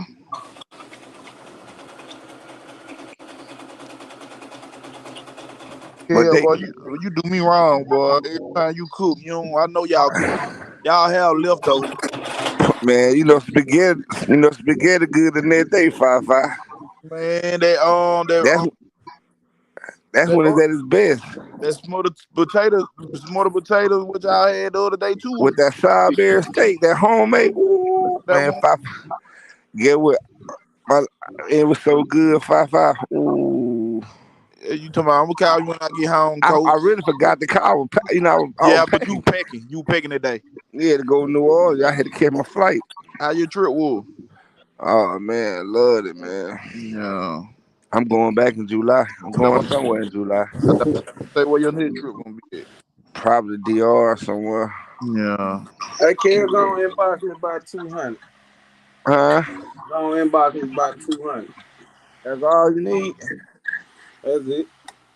I got you. As long as you pay it back. You know it, cash tag PA gangster. I don't got cash up though. Ooh, I'm gonna have to pull up on. We don't rock cash, y'all. I got hit for about $8,000 in Miami with it. I don't. You gotta get that Apple Pay code. Apple Pay. Yeah. I'm finna But work. y'all ain't just see that picture I just put on that screen. No, I ain't. I didn't. Oh, I see it now. Who that bald head coach is? They done cut Yeah, the grass that again though. The grass cut now. What my boy Chris doing up there? Chris Littlewood, man. How y'all treat my boy? Chris gonna be all right. Man, look, they talking about Blunt ain't got no quarterback. Blunt got 3 or 4 quarterbacks. Now y'all start naming some names, boy. Blunt gonna fuck a lot of y'all over in 6. Kel, What up? man, you heard the street committee trying to block a certain quarterback from coming to Blunt. No, man. I ain't heard that. Yeah, today. But we got a phone call about 6 o'clock about it. Yeah, you know, I had just left from up there around I about know 3, you was so. up there. I had just missed you. Yeah. I'll be up there tomorrow for basketball prayer. Yeah, better. Yeah, we had. They said Kel was up here. I said, Kel. Oh, boy, Kel. Oh, boy, I got to tell you. Street committee. Oh, they got Kel up there, too. He just a pop ball coach. I said, Kel say that on the show all the time. I ain't never said I wasn't no more than Exactly. That's what I'm saying. I said that anyway. They worry about Kel, but Kel do come to high school. Kel be a top 3 offensive coordinator in high school. But see, here go the thing, Five. Why you think I made the post saying Pritchard is back open for business? They don't want that to be out in Pritchard. Yeah. Boy, we can go anywhere in America. They do not want Man, I Pritchard tell you football something. to be back. If Kel do end up in that blue or in that purple and white or that black and purple on the sideline, they won. It's gonna be so many kids come play because Kel got so much love from some of the most popular kids in the city. So when they start asking their OG, like, I don't know where to go, shit, them folk gonna be like, go over there and fuck with Kel. That what they don't understand, Q. I ain't even trying to be no coach. I'm just trying to help Raymond get in position to you know, I ain't trying to call no plays and nothing like that. You know what I'm saying? I just like the man big. I'm just trying to help him, you know. And what color you say they gonna be in, Q? Black and purple. Purple and white. Yeah, I just want, you know, I ain't trying to call no plays. But just being around Kel, that look good. Look on the screen. That look good. See, but Kel, the crazy part about it, Q, I've been look, let me put you on. What happened when you on the sideline though, and you see something, and you built that relationship with coach, and you say, "Hey, coach, that cover 2, that corner weak, he playing shallow. We can go over He the top." He go to thing, Q. That's He coach. go to thing, Q. Yeah, I'm listening. Kel ain't gonna have to say nothing. Right. I'm telling y'all this, man. I'm telling y'all, when y'all look, foul here, if I gotta play him, that's the only reason why we ain't saying that. Kel gonna be a good spectator, cause he ain't gonna have to say nothing. Kel gonna still be on the sideline when he's his on and a pocket full of money watching the game. I ain't trying to call no play, man. Exactly. That's what they not understanding. That's the thing, Q. He ain't gonna have to say nothing. Y'all ain't seen what we see. I'm telling you. I done been on the field on the other side of the man. I know what he finna do. Oh my God. Man, listen, I just see what the man doing, and I'm just being honest. I just like what he doing, man. You gonna like it because it all makes sense. It all makes sense. You know, I like what he doing. I ain't gonna lie to you. I'm telling you, man. Like a lot of people. Huh? What Nazir doing no there? What? Nazir doing no there? The man. So y'all turn my bowl like that, man. Oh Lord. Woo. Man, I'm gonna be real with you. I went in the field house Monday. I had just got back from Jamaica. I went. Some said ride up to the school. Red and Omar was already there. I walk in there because there's no lie. I'm looking at the kids' whole demeanor has changed versus what I've seen the last 2-3 seasons up there. Yeah. Like he's making them being accountable. Like some of them kids never lift weights, don't even know how to lift a weight. Dude got them in the right direction, man. I don't know how the season's gonna end, but I know one thing: if they get that man some time with the team he got, the little kid that's the quarterback right now that's going to the 10th grade, his senior year, they gonna run for state. Man, look, that kid, that little dude, nice, Zay. Yeah. He nice. I'm so glad Kel said. Look, he's smart. That ball shoot off his hand. I love him. Listen what I'm telling y'all. If they give the man some time, and if no other school bigger than Blunt come offer him nothing, if the man, listen to me, the kid that's going into quarterback now in the 10th grade, by the time his senior year, Blunt gonna make a real hell of a run for state. But look, Kel, you remember first day they gave the man the job, everybody was saying who the quarterback gonna be, and I was like, they got a quarterback over there. But Q, I ain't gonna lie, I said who the quarterback was too until I saw it with my own eyes. Monday. Look, I told you. But them two things don't lie, do it, Kel? Hell no. I mean, I ain't gonna sit here and say they finna win 10 games, but I know one thing: they finna be better than what they was the last 2 seasons. Man, look, what do you do when you got to think, man? They was in that game with Spanish Fort. I think all of us was at the game. I was there. Q. This is what Kel telling you. It ain't the same Blunt team. That's all. Listen, if anybody come to the spring game who watched the spring game last year and see this year, you're gonna know that this is not the same Blunt team from last year in the year before that. Trust me. Yeah. These kids, I'm talking about, they ain't never been properly. They don't even know proper technique. None of that. Like, and now they like sponges. They loving this shit, man. Like for real. Like even the lifting weights part, man. Them bigs is working, man. Like I ain't gonna lie, man. Like I said, I was one of the ones who predicted Blunt to be 1-9 this year. I said that. I don't see 1-9 now. Playoffs. Q, I'm gonna tell you this, and playoffs. I know Kel been on the show the last couple of days. KT ain't said nothing. Y'all, this the biggest secret I ever kept. I ain't gonna lie. And Kel ain't telling y'all. I'm talking about it ain't even a third of what we don't really seen, y'all. I ain't gonna see it. And one thing about me, I don't sugarcoat nothing. If it's a Cadillac, I'm gonna tell you it's a Cadillac. All I'm gonna say is this: it's a Cadillac. Now, by the end of the season, if it ain't got no dents in it, you talking about a Cadillac that's ready to go up the road. And so, Coach, if Blunt Cadillac, what's Saraland? I'm just trying to get a. Oh, they're definitely Ferrari. Ferrari.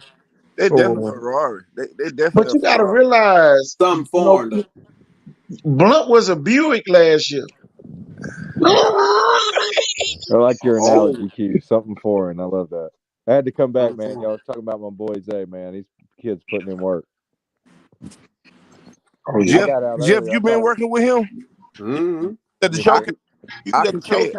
I can tell somebody been working with him. Yeah. He was at the showcase. Left the showcase. Went to the 251 7-on-7 scrimmage game. Yeah.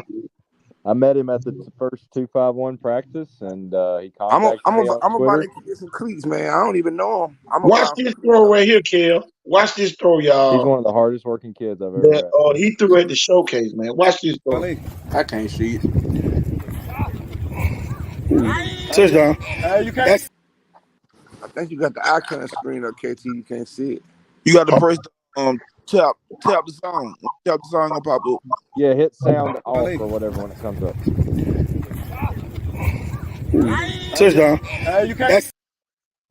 That. Play that again, KT. Yeah, one more time. Touchdown. I seen one better than that. Oh yeah, dime dots. But look, I just want to let everybody know, I've been told y'all Blunt got a quarterback, and he a damn good one. But see, Q, that's all you talking about. You ain't seen the Rolls Royce yet. Coach, I get it. Blunt is a Cadillac school, but you ain't seen what the Rolls Royces look like. And get what else? They gotta let Derrick Henry back down. You know, he come out of my account. Let Derrick Henry. Oh, I know love exactly the Derrick Henry, about. man. Yeah, he come out of my account. They got a Who? Derrick Henry? He tougher than Duke. He been the one out there. God, okay. Is that kid from Scarborough? I know Duke. No. Hands off the handball. Who's the Derrick Henry And kid? KT, you know, once I see something, I thought I look at, I don't look, I analyze that shit. When I saw it, I came from Denver, right? Number 2.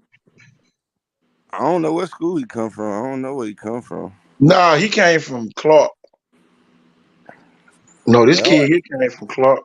But when I say he looked just like him though, he ain't as tall as Derrick Henry, but he got the same haircut. Junior year? No, he's a freshman. Boy, look at him. Yeah, he finna be a sophomore. He gonna be a sophomore, man.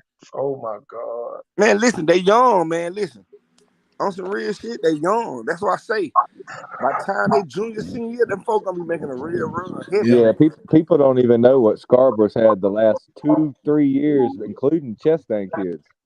It's here go the curveball, y'all. Everybody just thought it was Scarborough and Chastain. Y'all, they got some kids up there from Clark. Some smart kids. And he happened to be one of them. But I'm telling you, Blunt right now is a Cadillac. Hold on, wait a minute. Chris Mosley with the incoming freshman running back from St. Paul. So Mosley, your boy going to Blunt too? Whoa. Q. Listen, man, come on, listen man. Listen to me, Q. Hold on. Yep. Ooh, shit, what? That's no Cadillac. I can promise you this. I can promise you this. After Blunt play Vital, it ain't gonna be another defensive coordinator that gonna get no sleep. Y'all ever seen Mosley, boy? Hey, man. Somebody want to play Avoco? Q, listen to me. Q, listen to me now. After Blunt play Vital, it ain't gonna be another defensive coordinator to get any sleep before they play Blunt. Hey, man, I'm finna inbox y'all some film of Mosley kids. No, you don't get. You don't even. And this the scary part that, like I said, I was the first one to say they were gonna go 1-9 this year. I'm just being, I'm a man that I admit, but what I see and the way them kids buying into it, they gonna be something to deal with. Man, Mosley boy is a home run hitter. Q, they got Duke too. Coach, I'm just. And I ain't gonna lie, man. Duke is rocked up, man. Yeah.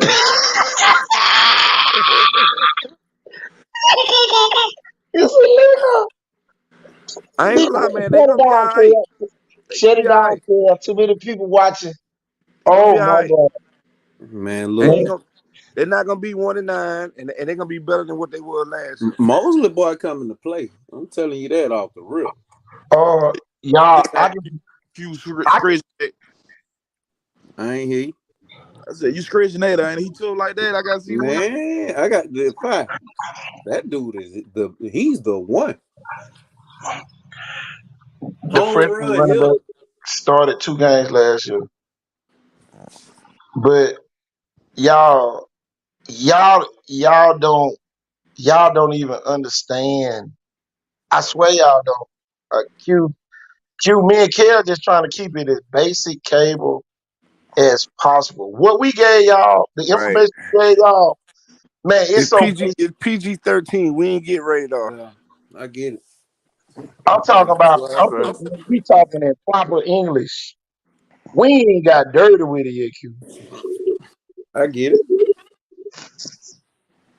It's gonna be fun to come watch a football game at a Pritchard High School this year. That's all I can tell you.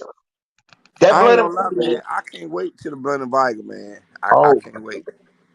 Man, I'm yeah, telling y'all, this is, man, a lot of people don't realize it, how much Ramon Nelson right now look like Ben Harris. yeah. Listen, when Coach Harris came to Blunt, they didn't like him either. How much do he look like Ben Harris right now? They didn't like him either. Exactly. And he didn't come. He came from Bay Minette. Q and Kel. All I'm gonna ask y'all is this: what's gonna happen when Blunt play that home game and they come down the hill in them jerseys right there? And them too long. Them more look good. What's gonna happen? What's gonna happen Look good. I when ain't them gonna kids come down their hill in them black jerseys right there? Man, it's gonna be so. I don't wish that upon my enemies. It might be against. It's gonna be against Robertsdale. That's gonna be the Robertsdale game for them. That look good. I ain't gonna lie. Man, you know what the crazy part about it Yeah, they're is, fire. man, and I hate to say this, but you know, y'all need to go and do something about it. Viger and Blunt need to go back to the last game of the season. For real. Nah, they're gonna be them folks. no, because you gotta realize. What's that? What Q said? He said Viger and Viger Blunt and need to Blunt go need to go back to back the to the last game of the last season. game. Nah, that ain't. I think Viger and Blunt should go to the middle if Fifth they do move it. at that fifth game. Yeah, Man, iron sharp as iron. I I know said one that. thing. We used to go into that Blunt game and come out better, win, lose, or draw. I really, my personal opinion, I would love to see Viger and Blunt as a jamboree. Yeah, And something like that. I Yeah, don't we and like did not it, for a but count. couple of years. one of them gonna start with a loss. I just feel like that's what I don't like about the situation. Blunt or Viger starting the season with a loss. They just need to go back to that Jamboree Slugfest. Yeah. Yeah, make it so they don't start the official season with a loss. Like, how hard would that be? Yeah, because So it's better, man. I was part of one of those games, and the kids, like, at the end, we still all ate together and everything, and Yeah. it didn't Cause feel think like that about big it a like deal. this too. What if everything go right for Blunt, and in 3 or 4 years they dominating like that, and they going up for a damn, a national champion or a national award, and they fuck around and come out and get beat by a Viger team. You know what I'm saying? And people Yeah, know that ain't no regular game. That's Alabama and Auburn. That yeah, game that's can the Iron always go Bowl either of high way. school football. Yeah, Yeah. that's Iron Bowl, man. Yeah, Yeah. so that's why I say either jamboree or move it to the end. I love to see an undefeated Viger against an undefeated Blunt. Y'all, I'm gonna tell you this, man. Sell out, make $200,000. Y'all, it's gonna be fun to be back in Pritchard watching some good football.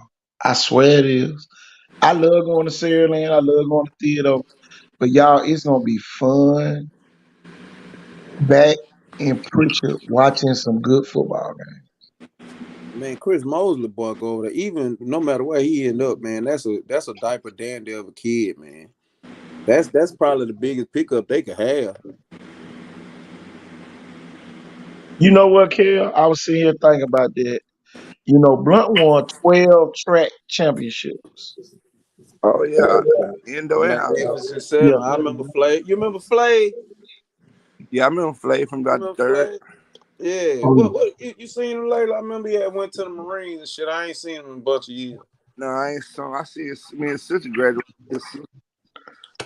Yeah, I wonder what happened to bro, man. I pray for him. Hope he doing good, man. They was the Magnificent Seven. The boy won the damn state championship with 7 runners. Yeah, them boy, and Blunt won indoor and outdoor state back in them They had days. who they had? They had like Blakely, Hickenbottom. yeah. What's your boy in the wheelchair now? He was cold. He probably the best hurdle coach in the city right now. Maury Robinson. Yeah, he was out at Sage last night. Yeah, shit, boy, them boy was phenomenal, boy. Yeah. They was phenomenal. I remember one time they were like 4 points away, and Blakely went and ran the mile to win the Sure state did. championship. Fernando Blakely went and ran them all. Sure did. And won that bitch. And won the state championship. Had never ran the mile throughout the damn whole track season, kid. Yeah, I remember Blake played running back too. Yeah, Sure 23. did. He was number 23. Yeah. 23. Man, that boy used to get With a cowboy collar. Yeah. Sure did. I remember they had did something special. But I used to call him. Look, I used to call him Eric Dickerson. That boy What? Stepping out that See, bitch. me and Blakely's sister graduated together, so they after us. Okay, then Yeah, they after. Coach Spradley, the GOAT. See, when I went to school, when they were winning, that one Skip them running track, Skip Wilf and Sherman them. Yeah. Yeah, that was in still in elementary school. And Blase still got the record up there, y'all. What's the state trooper? Skip Kipling, all them Kipling Green. Yep. Kipling Green, yep. Mac Fadden, all them boys, yep. Magnificent Seven, boy. Them boy went up there 7 deep.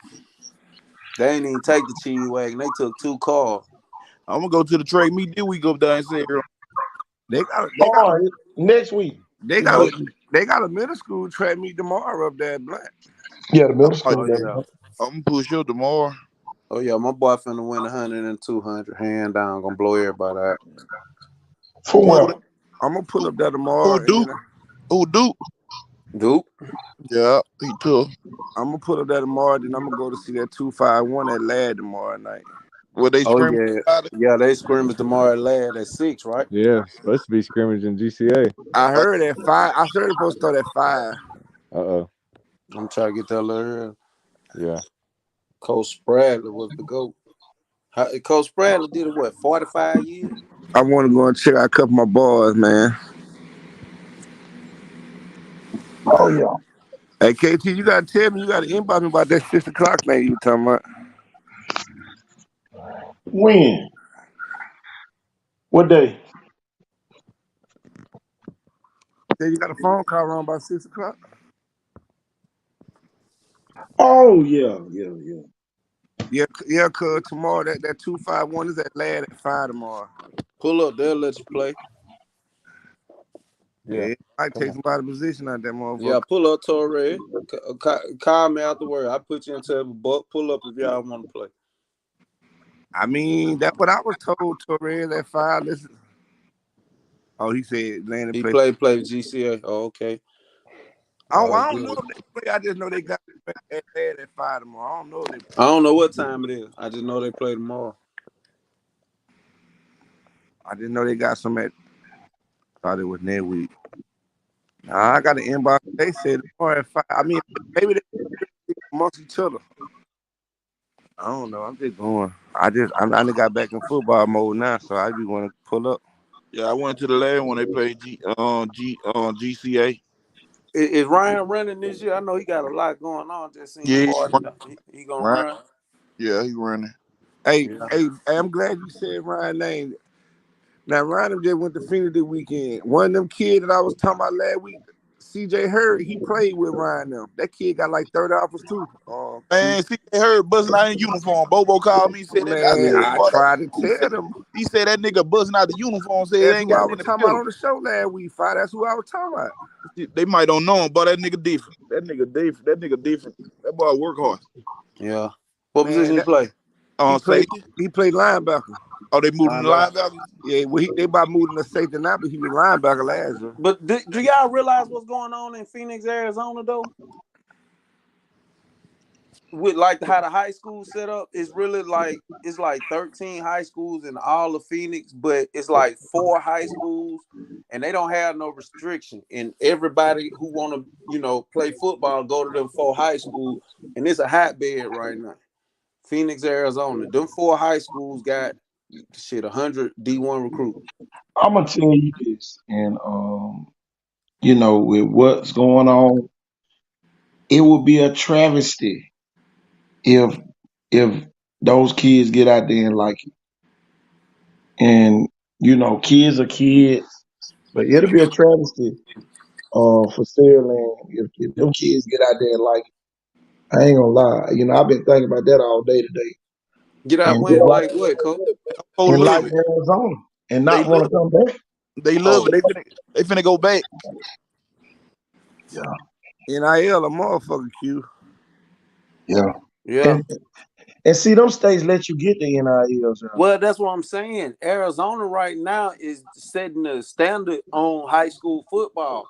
It's all over the news. They had a couple of nationally ranked park ball teams, and one of the teams, the whole team has went to one of the high schools, and they had a nationally ranked younger team, and now they went to a rival high school. So it's like I said, it's 4 high schools all in Phoenix, Arizona, with 100 D1 recruits. That's But see, like here go the thing, Q. Here go the thing. And everybody like, why can't you saying, y'all, we got to make it to the season? Them kids didn't go out to Arizona this time last year. exactly. So until them kids get back to Saraland, we don't know. And then they might come back with a string big head, and then somebody might beat them a couple games. So you see what I'm saying? That's why. See, that's the difference between high school and college that a lot of people, tend to forget. Man, them kids still kids, and they ain't got but one brain. And boy, if you put too much in the brain, guess what? The kid gonna be moving in slow motion, and you definitely don't want high caliber kids like those moving in slow motion. Second guessing themselves. Yeah. And They man, was I'm the telling runner you, up, wasn't it? huh? They got second place out there. Yeah.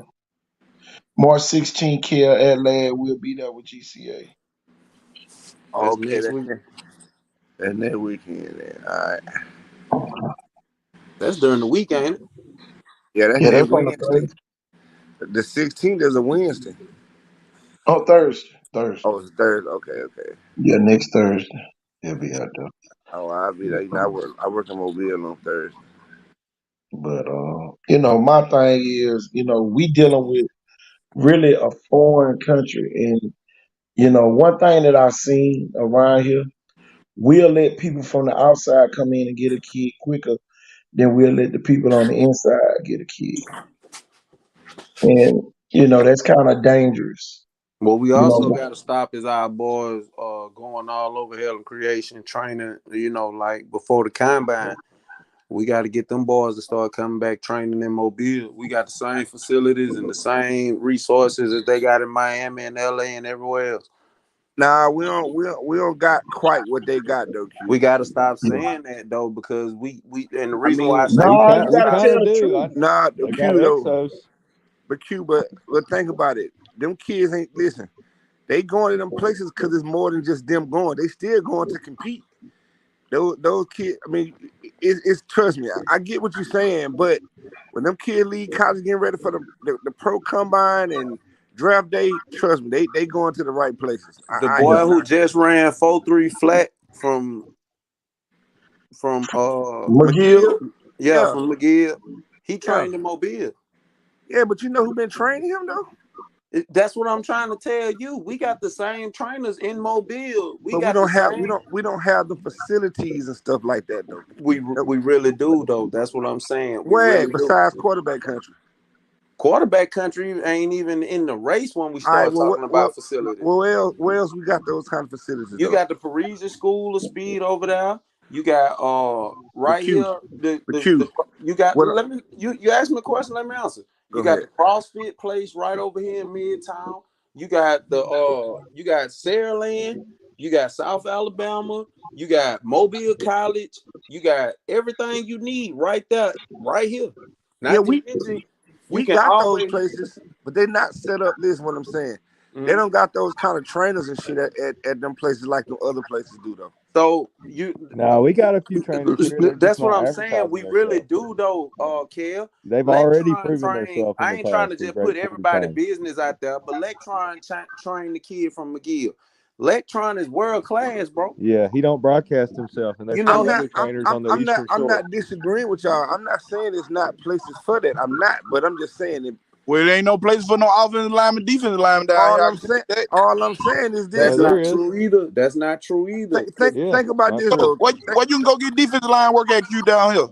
Man, look, I don't really, I don't I don't want to talk about it on the air, but we can connect you. Listen to me. I don't want to promote everybody like that because I don't deal with everybody like that. But I get in your inbox and I can tell you several different. I'm talking about top-notch NFL level trainers that you can go to right here in the city. Oh, At least 5 or 6 off the top of my head. Not D-line. I don't care what. Listen, y'all. Chris Casher can't train you. Antonio Coleman can't train you to go. Them ain't too good enough. Antonio Coleman, head coach. You know what I'm saying? He ain't really got the time. You don't think, man, Antonio, listen to what I'm saying. Don't tell me the what ifs. I'm just asking you. Chris Cash and Antonio Coleman is 2 people you can go to and learn how to play D-line from. Do you not agree with that? But they ain't gonna know what the other folks know, man. Them folks know shit. Listen to what I'm saying. That's what I'm saying. With you, kid. Cause get with. That's what I'm saying. Eric Garrett, get what that boy going. That boy flying out with Captain Money every week, going down to Carolina, work out with Cap. But hold on, listen to what you said. Listen to what you just said. Listen to what you just said. He's coming. He's fucking with Captain Money. And Cap live in Mobile. No, but they flying out to Charlotte. But that's what I'm saying. Those resources still come from Mobile. That's a Mobile resource. What a location that you right what you saying, but what a location they where they going? They ain't coming to Mobile. Listen to what I'm saying.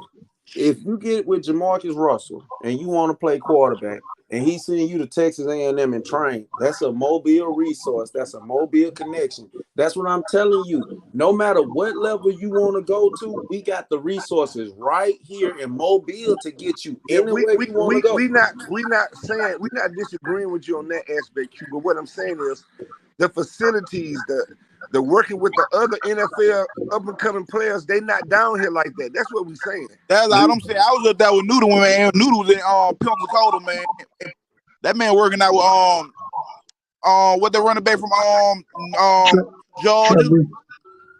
But look at what you just said. Noodle came to Pensacola. That's home. To me, that's home. Man, that's Florida. That's a whole other state. No. Pensacola counts. Don't get me wrong. What I'm saying, I'm not just saying Mobile. What I'm saying is we got to stop our boys from going out there and promoting people in LA and Miami. The Gulf Coast is where the shit at, man. Everything you need is right here. What you saying, Q, but if I'm in that position, my nephew or somebody, my child, we going out of state too. We going to the base of the base. I ain't gonna lie. The best. That's what I'm. That's the point. I'm going with Patrick Mahomes training if I know I got a quarterback. See what I'm trying to say is, Q, I'm not disagreeing. Yeah, we not disagreeing with what you saying. But what I'm saying is that's just like prime example. Just say there's a quarterback from the city.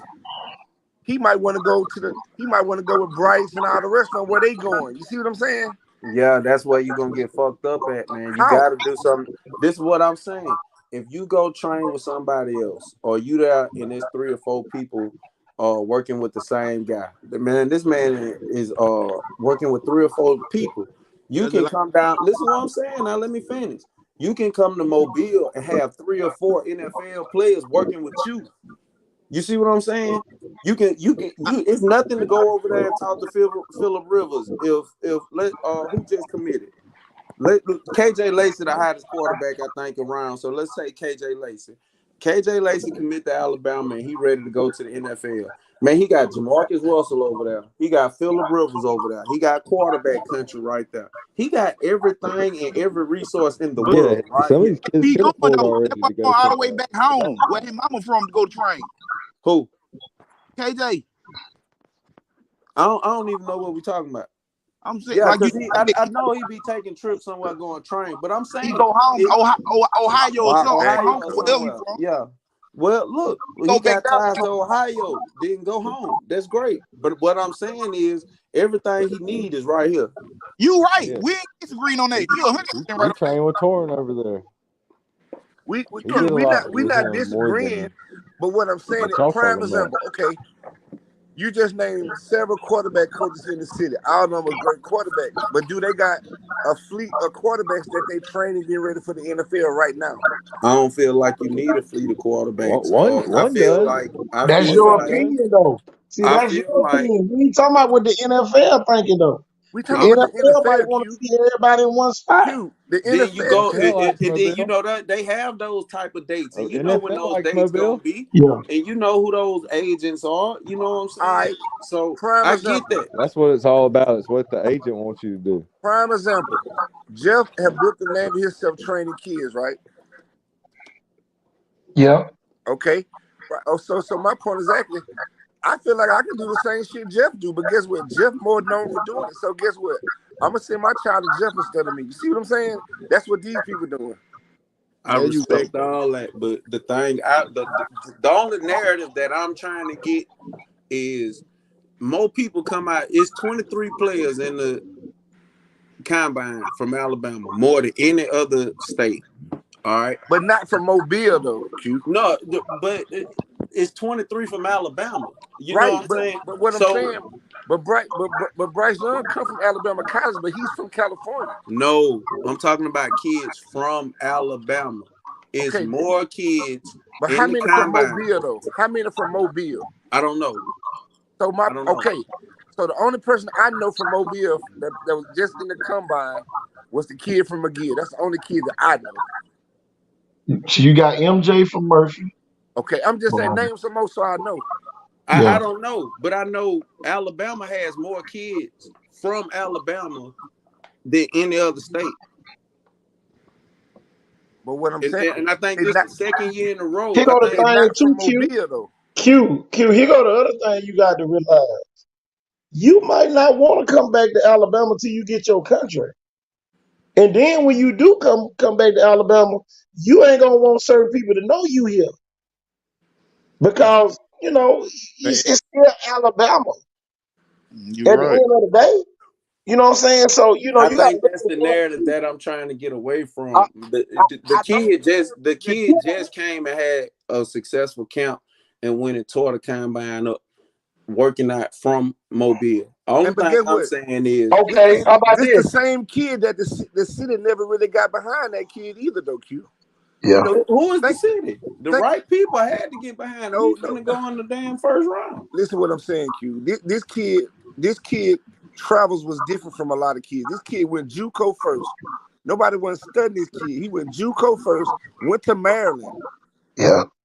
Then this kid made a name for himself, not just because he's from the city, but what I'm saying is, yeah, then the city gave him an invite to the Senior Bowl, but what I'm saying, the city wasn't just behind this kid like that at first. So why would I come back to the city and train? Yeah. But he did come back to the city and train. To a degree he did, but he still went up there with captain too, though. That to me, that's all that's coming back to the city. That's the only thing I'm saying. The only thing I'm saying is, leave it alone, kid. He right, kid. People go to multiple trainers, and you know, I mean, maybe even a state away. I mean, this is not an uncommon thing. I just think we gotta change. If you're using the city, you're still using the city. Alabama, the perfect place to come train. If you ask me, it's hot as hell down here. You just said we had 23 kids from the state of Alabama. Yeah, but they're not gonna come to Mobile because how many from Mobile though? It ain't about that. My point is, stop going and blowing up these other places, and paying these kids and paying thousands upon thousands of dollars. Bring those resources right back here to Mobile, and then you'll be better off in the long run. Only time will tell. We can't even get our youth football in order. How the hell you gonna tell somebody to get their damn youth football? I don't think that youth football is a problem. If youth football is a problem, we steady pulling that. I mean, look at the recruiting right now. Mobile is the hotbed, and a lot of that started in Mobile. You got 3 leagues in Mobile. You got 3 leagues, and y'all not even including the private school league. So it's 4 leagues. CYO. One of them ain't played it down yet. You see what I'm saying, KT? Yeah. Shit, it's 5 leagues. To me, that just means it's a lot of football. Hey, y'all too funny, boy. Y'all not a good up on the show. To me, that just means it's a lot of football being played. It's 4 leagues. It's 5 leagues. I'm just talking about Satsuma schools and who else? Mobile Christian Faith Academy, all them folks, UMS. Yeah, they play in the CYO league. CYO is for Christ the King and all them fun. It's more kids in CYO league when it's Man, y'all the championship, fool. though. I can tell you this. Little Timmy don't play with Bo Peep. That's all I can tell you. Little Timmy's not playing with Bo Peep in the youth football. They Man, in you a two fool, different leagues. man. You a fool, man. Look, boy, look, they in two different leagues and they eating two different kind of burgers after the game. Little Timmy is going to Chick-fil-A. Bo Peep is going to Rogers. That's all I can tell Man, y'all the fool, boy. you probably eat Walmart chicken after the game. Man, Look, I'm telling you, two different spots. Telling you. But I get both sides, me too. but Q, I don't think nobody want to come back here. That's It's just something about the aura. It's just something about the aura.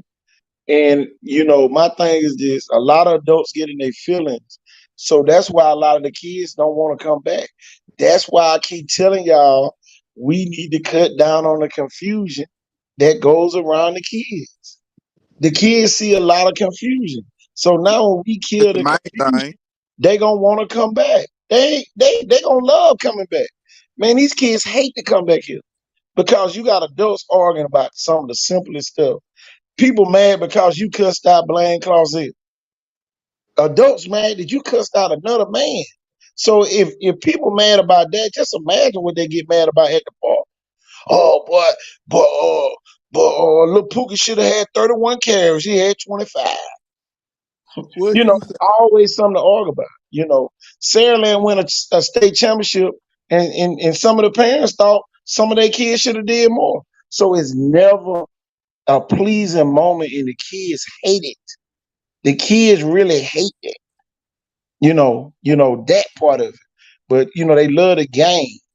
The adults, we just got to do a better job of not, putting on a bad representation in front of the kids, and then they'll want to come back.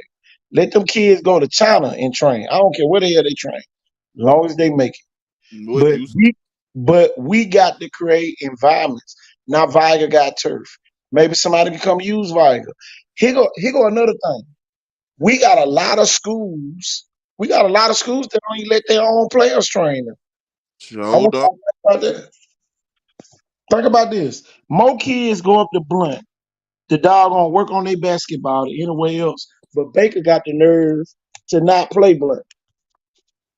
That's the thing that trips me out more this time. Baker got the nerve to not want to play Blunt, but Baker had about 30 kids up there on Saturday. How you not gonna play now? Now shoot Blunt. If I was Blunt coach, I say I don't want none of y'all ass in my gym.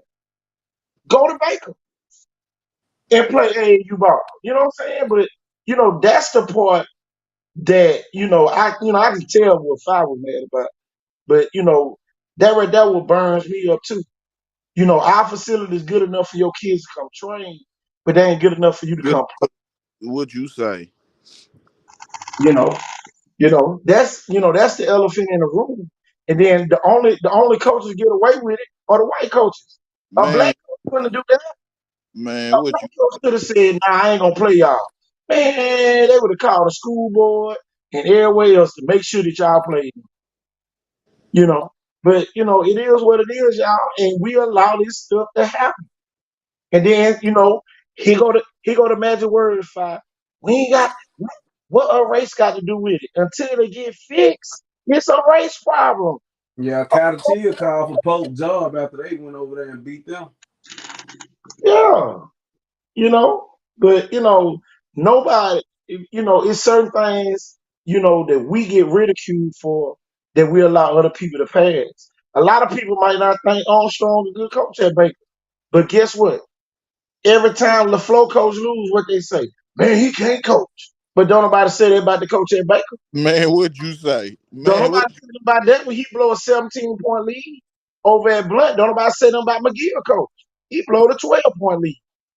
Ain't nobody gonna say nothing because them white coaches. But at the end of the day, we got to get past that too. You know, we might be racist against our own color. Black people might be racist against their own color. So at the end of the day, that's where racism comes in at. We just got to see whatever we see, we got to call it out. White, black, purple, it don't matter. And that will make this show so different from the other shows. It always an elephant in the room on those other shows. It's not an elephant in the room over here. Because we address that elephant. See the elephant gray, we're gonna say what this gray elephant doing here. If the elephant black, we're gonna say what the black elephant doing here.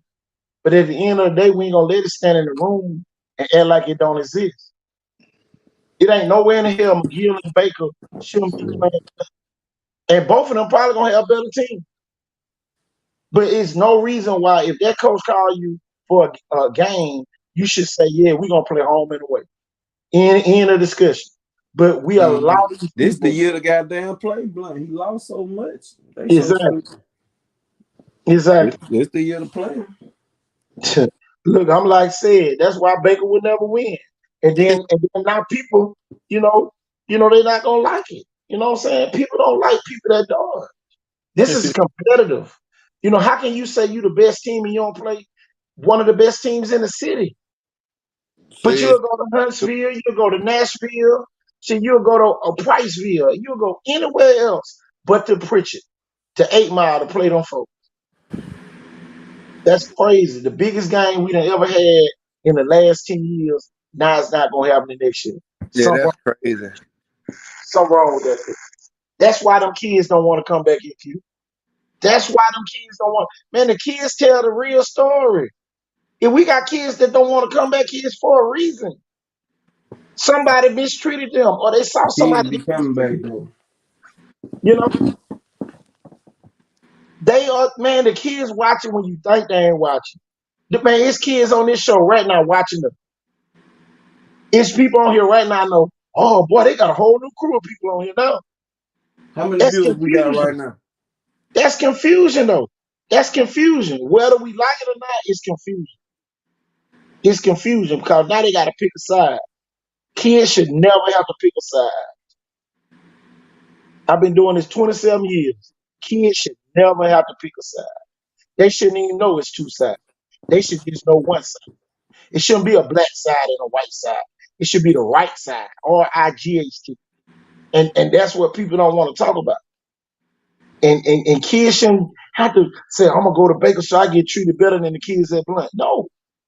I should just go to a school and I get treated, as good as everybody else. But, now we're trying to put it in categories. And, that ain't fair. That ain't fair at all. Baker finna be like Glendale, finna be towed down after this. Man, boy, they better hope Fowler and don't leave. Ain't no other one. Flowers committed to Mississippi State. They better hope Flowers and Flowers committed to Mississippi State. Man, that nigga made it. Yeah, he was on the news. Yeah. Y'all, those kids are not happy out there, Baker. I don't care what nobody say. I don't care what nobody parents say. Them kids are not happy with what's going on out there. So now guess what happened? Why Mark Barron ain't never gave away turkeys at St. Paul's? Because something happened. There you go. Duke something happened. Big Duke still passing that turkey right now at Viger. Why Duke still give out turkeys at Viger? Because it was the best experience ever. Think about it, y'all. Man, the kids tell the story when they get old. That's why I keep telling y'all, you got to be careful how you treat these kids. That's why Kel ain't got to worry about nothing happening to him. Phi, Q, you ain't got nothing to worry about. Jeff, ain't none of us on here got to worry about nobody doing nothing to us. Because we know how to treat kids. We know how to treat them. That's why we ain't got to never worry about nothing. But the ones who mistreat them, boy, they got to look over their shoulder. It is what it is, y'all. I'm telling you. That's why them kids don't want to come back, though, Q. They don't. Good point. Think about this. Eric Garrett went to McGill. That kid ain't set back foot on McGill campus. Come on, y'all. And the folks didn't even retire jersey. Y'all, I'll never forget, y'all, when Jaquaski Tart went to the Senior Bowl. He came to Nudie ceremony at Vital. I never get that shit long as I live, y'all. Joe I did. never get that shit long as I. Jimmy Ward, all them boys. Them boys was at Viger watching Nudie get his jersey retired. Yeah. They was at Nudie ceremony. Think about that, y'all. But Joe. these kids went to the other schools. And boy, they schools didn't even recognize them. But see, we'll let them get away with that. We'll let them get away with that. But let Viger don't recognize Newton. Oh man, they gonna tear Pritchard up. There ain't gonna be nothing left in Pritchard. Pritchard Mall is destroyed. You know, but at the end of the day, y'all, we got to recognize these type things. Think about this. Saraland had 2 kids going to draft. Have you seen them come back on campus during the season? Have you seen them come back on campus? I Nope. hadn't. I hadn't seen them. Vegas be down here. You know, I'm talking about on the campus. Kids go back to where they feel comfortable. KT ain't been back to Blunt. Think about that. What You ain't. Vegas went back to the Saraland campus though. No, I'm just saying. I'm just using these as examples. Yeah, Vegas be coming around. Shit, he went and bought out the damn whatchamacallit and Saraland for them folks. No, Man, that Everybody KT grocery just for won a like an Super hour. Bowl. KT just won a Super Bowl while he ain't been up to Blunt. He went to hey, the kindergarten parade, Yeah, what he was you at the garden parade. I but he ain't can't go say to that Blunt. I can't say that about Vi. Every time Vi produce somebody, some folk come home, they come work out at like I ain't lying. Sydney, Disney, man, all them boys, Duke, See, all them come back home. that they come home. That's what we need to get more of. And then shit, if y'all can't work out nowhere else, come work out at Vibe. But see, he go the thing. Why everybody got to come work out at Viking when they got all these other schools? Shit, why not? Why the If you Baker want to kids come back can't and get go? back to How about this? Vibe, How about we this, ain't turn Q? down no good help. How about this, Q? How about this, Q? Why the Baker kids can't even practice in their gym? I don't know Okay. what's going on with Bacon them up there. Get with KT, because you ain't lying since Blunt Jam, since they been working on Blunt Jam. Get with LeBaron been at every day. I was just gonna say that the band work out more in that bitch than Blunt players do. But get where he at now, though, KT. Get where he at now, Kel. Vital. They got the key. Man, that's where he from. Shit. What you saying? Data was a dog there. They Hey, got. folks, his Hey, they uncle gave that them, nigga. Hey, they gave that nigga the key to the gym. his uncle them with dogs up there, man. Like, come on, man. Like the man is from Pritchard for real, man. The man, right? He folk from Star Streets, man. Here go the thing, man. We got this. I Damn agree sure with average what you 50 said. at Vibe. No place like home, Dorothy. So guess what we got to create? We got to make sure that these environments are conducive for them to come back to. You know, they got to want to come back. JP go out to St. Paul's all the time. Think Yeah, about that, y'all. AJ McCarron though. Oh my bad. So AJ don't. McCarron don't go out there. AJ McCarron be at every school but St. Paul. What you say? That nigga be at 50K. Yeah, I didn't want to bring that up. I was about to say, you know what? Hey, you know where I'm never going back to. But at the end of the day, though, Jeff, if something happened, Yeah, you right, the KT. worst hurt is at home. That's the worst hurt you can feel. That's the worst hurt. It didn't matter wherever. Look, y'all. If I was in school, when I left when I left Maines and went to Robertsdale, Viger came and played over there in a play day. I fed Viger. I fed all of them. Pieces, everything. Y'all So did. need anything else? Because So I did. never want them to experience. I'm telling you, man, a bad moment from somebody from where you from. Oh boy, he think he too big, he too bad. No, man, you can't do that. But I'm telling you, man, everything is building up. So guess what we got? Momentum. Let's keep it going. So at least in the next 10 years, we can get those kids to start coming back. We can get the Ryan Williams. We can get the KJ Lacey's coming back. Because guess what? Me and Jeff saw this the other day. Icon Sport did 3 camps up at Silverman. Not everybody going up there to work out. And y'all, there's so much room up there, y'all. Man, it could be 30 sessions going on up there at Skidmore Park. It's that much room up there, y'all. But by us hosting those showcases brought awareness. So now people are starting to go up there and work out on their own.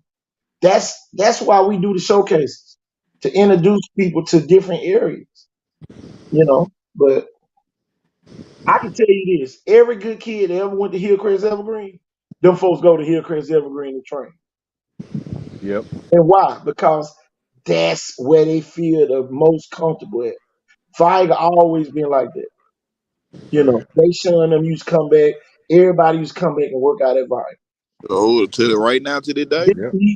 Big Eatman was way down in South Florida. Jacoby Glenn was in Central Florida. Marlon was way up in Northern Illinois and was coming all the way back home to Mobile to train with them. That's why Viga got that. That's why Viga got that aura and tradition about itself, though. Yeah.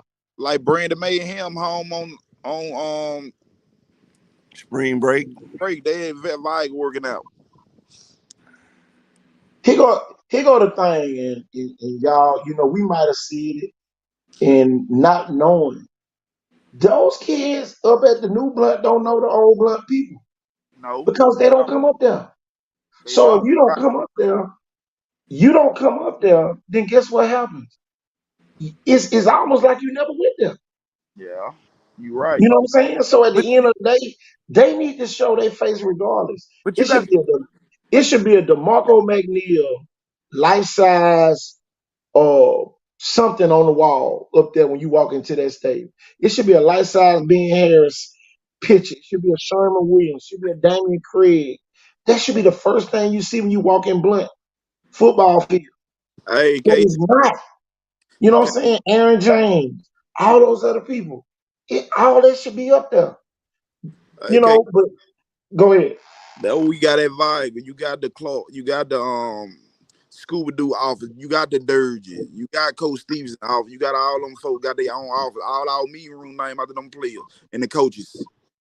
Robert Bazilla, Hall of Famer. Yeah, they got their own room. The meeting room. Yeah, they got everything named after them players.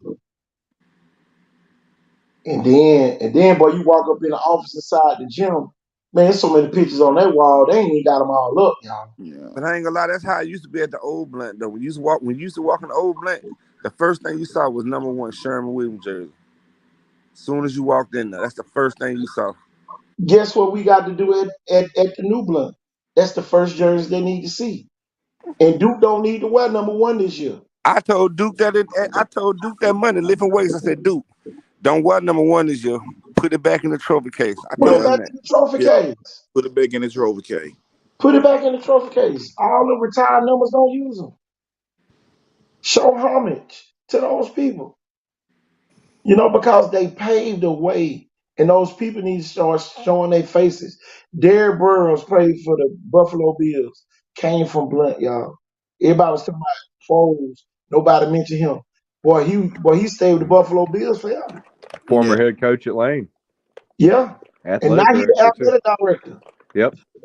So, it's just so much history. Tradition matters. All that matters, Joe. Man, you seeing it better than anybody with that new hashtag. We got tradition matters, y'all. We got to get that back.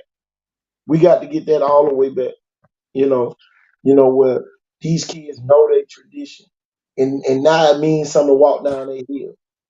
My thing is this. One of them hills need to be named after somebody when you walk down that Blunt. Man, y'all got so much fear. They can give everybody a name.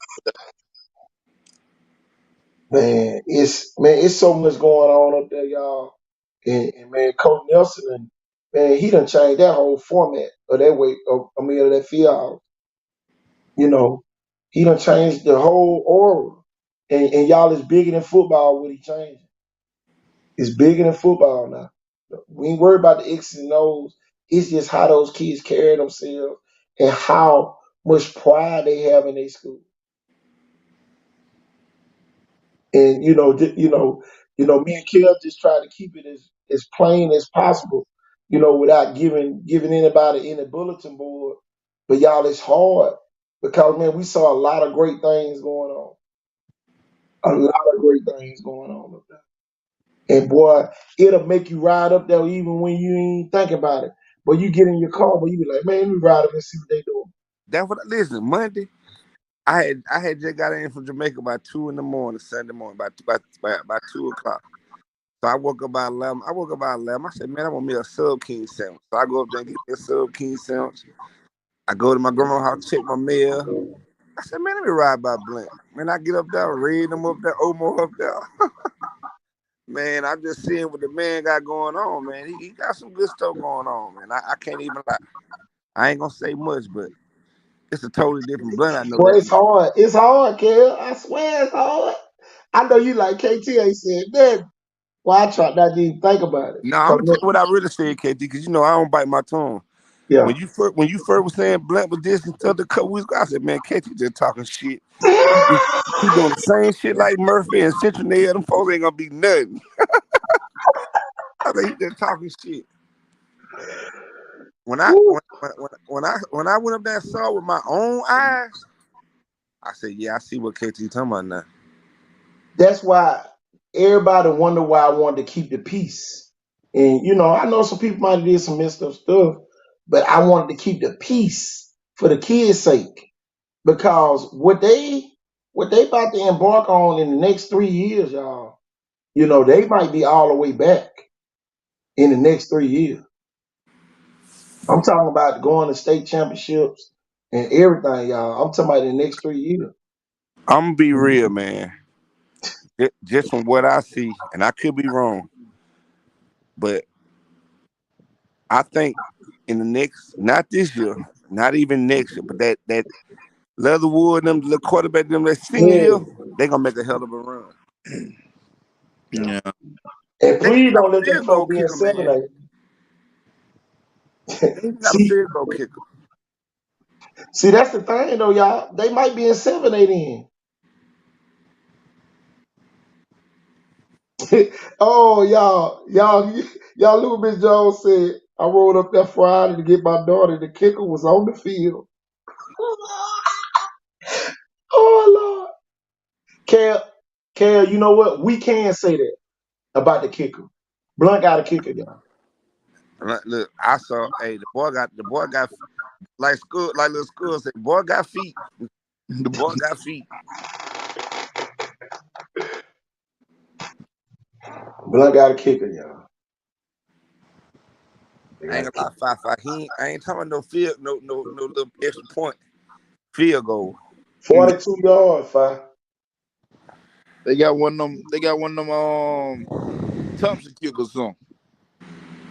I ain't gonna go to that screen. No, we ain't going to that level. I ain't going But I'm saying you got a kicker. I'm saying you got a kicker that can win you the game if you down 2 points with 10 seconds left on the 15-yard line. Oh yeah.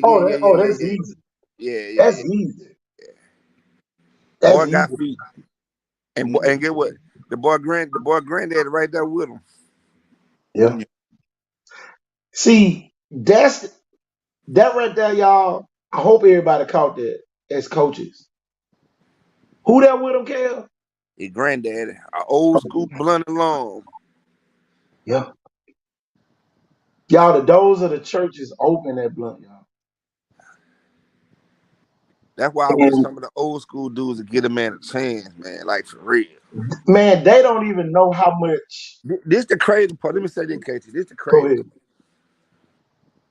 And I'm just saying this, and not to stir none up, but that's just like last year when the new coach came. He didn't even want no old people up there at the school. Yeah. Like certain coaches and stuff that played up there, they just bring their kids up there. He wouldn't let them do that. They couldn't come up there. This man is literally saying he want everybody to come up to the school. Anybody, any kid, 8 Mile kids, they need somewhere to practice. He literally opened up the doors to anybody. Like he on that type of time. Same with Mosley. Mosley ain't gotta let no Baker players come in there and train. None of that. Like, man, these folks trying to open up avenues, man. I'm gonna tell y'all this. And I've been the biggest person against Blunt. Like I've been said that. Like after my boy left, I said I would never come to another Blunt game. Yeah. And I meant that.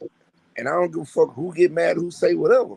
But I like the vision what they got going on up there. That's why I'm back up there because I see different. Ain't no need to complain if you're gonna always have something to say. So I mean, I ain't have no reason to be up there. Yeah.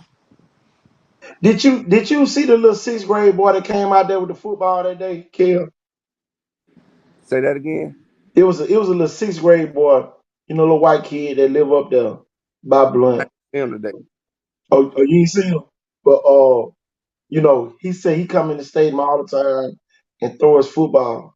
Coach Nelson told the boy he could be the water boy if he wanted to. Man, that kid lit up like a Christmas tree. That's I know. I hope everybody caught that. The doors of the church is open, and we got people closing the shutters, and y'all can walk straight in. It's crazy, man. It's so crazy. It's crazy. Everybody feel welcome, y'all.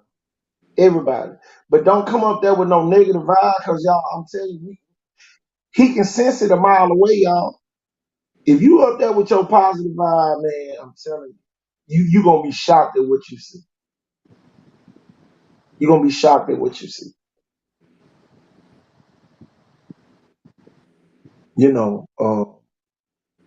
Personnel wise, man, they got a kid. What's a Big Whale's name? I can't think his first name. Kobe Wells. He about 6'7", Yeah, about 350. Kobe Wells. I coached him in middle school at Sims. Yeah, that's him. Mm-hmm. Yeah, Good he kid. back. He back. He back. He back. They got big. Whatchamacallit? What's your boy name? Big Juju. Juice. Yeah, Juju's son. Mm-hmm. He about 5. He ever been about 6'4", about 320. Yeah, Juice got big. Yeah. And shoot, I know Kel saw him in the weight room. Who Man, them that? kids work. All of them. See, Kel saw everybody in the weight Oh room. yeah, them boy working for real. Man, Bohannon do a great job, man. Him, Coach Nelson. And boy, y'all are love it. Same thing y'all do at 5 Same Yeah. thing y'all do. Yeah. Motivate the kids. Have fun. Make it fun. Yeah, you got to. Man, look here, y'all. I ain't tooting that hard, but y'all know it's a hill that go down into the stadium at Blunt. Man, them Yeah. kids be running that hill down that hill to work out, y'all. Man, couldn't have been me. I'd have been walking down that road. They be running down the hill, y'all. Running back up the hill to go, to get dressed. Every time. And then the day, Coach brought them boy a pizza. When they Yeah, got he through, brought them a piece. Yeah. Big boy, the center, Big boy had about 10 boxes. He took them to the trash can, walked them all the way down there. Me, Renee, we gonna be ready, baby. We gonna be a good one. I can tell you that. I can tell y'all this, man. It's probably gonna be the best Viagra Blunt game in a long time. Sure gonna be a good one. It ain't gonna be no 7-0. I tell you that. Oh boy. Gonna be no 7-0. Boy. It might be one of the highest scoring games. It ain't gonna be no 7-0. I know that much. I can tell y'all this. After the Blunt and Viagra game, I said it earlier, but I'm gonna say it again. It's gonna be a lot of coaches not getting no sleep before they play Blunt and Viagra.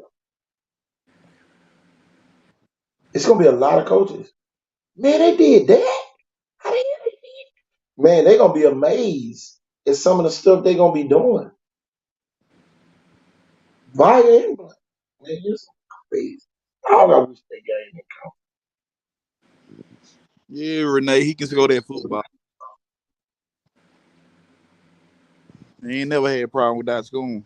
With scoring. Think about how many college coaches gonna be coming out there, y'all, this year. Gonna be going back to being the game. Hashtag the game, man. Oh, you know Don King gonna hype it up when they get close to it now. You know Don King gonna hype that bitch up for you. Oh man, boy, they gonna think they going to the Super Bowl.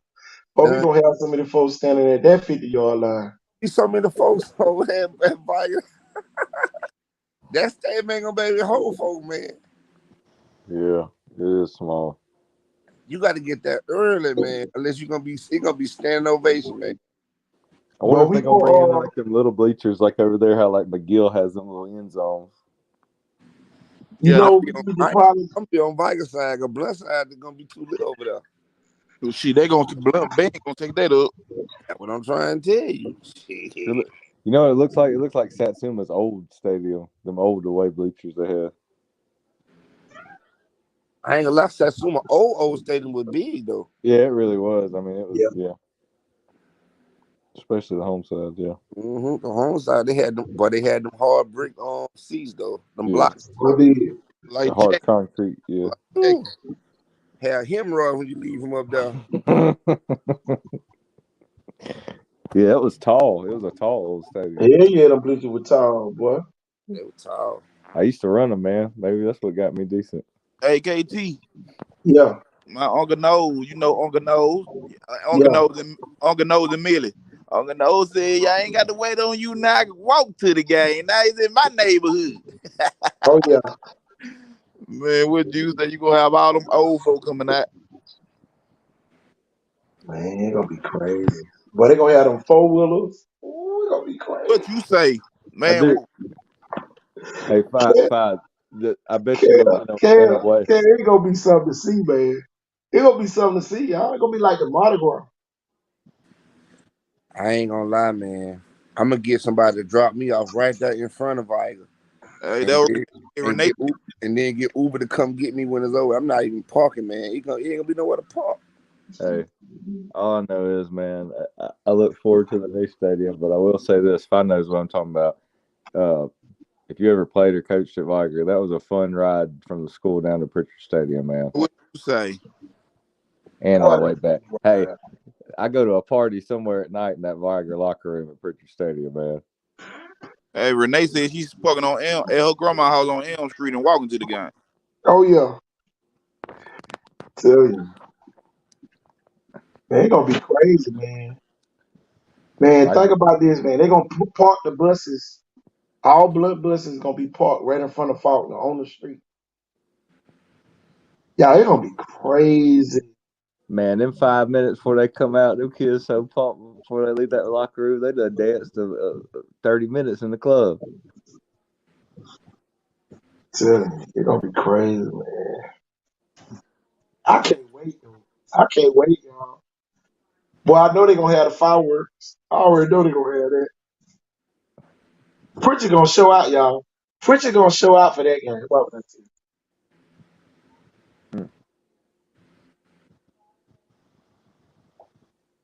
Yeah, people just don't even know when they won state, man. I told my wife, I said, I can't remember where I went that night. I think I went to Hearts where they stopped. Somebody had them get a bunch of hearts or something before they got back. But, like, man, the whole Highway 43 from even, like, almost from Greer's especially, there was people down there past the Dollar General going toward the Whataburger. Man, yeah, when the bus came home, them folks out that time of night. Sure. It was cool. I'm gonna tell you though, what Saraland and Viger did the last 2 years is crazy, y'all. When we see him, just see him, think about it. How hard is that to do? You got 2 state champions that close together. What you say? With two out of all them games, they lost 2 games between them 2 teams. Yeah. Neither team went undefeated. Man, that's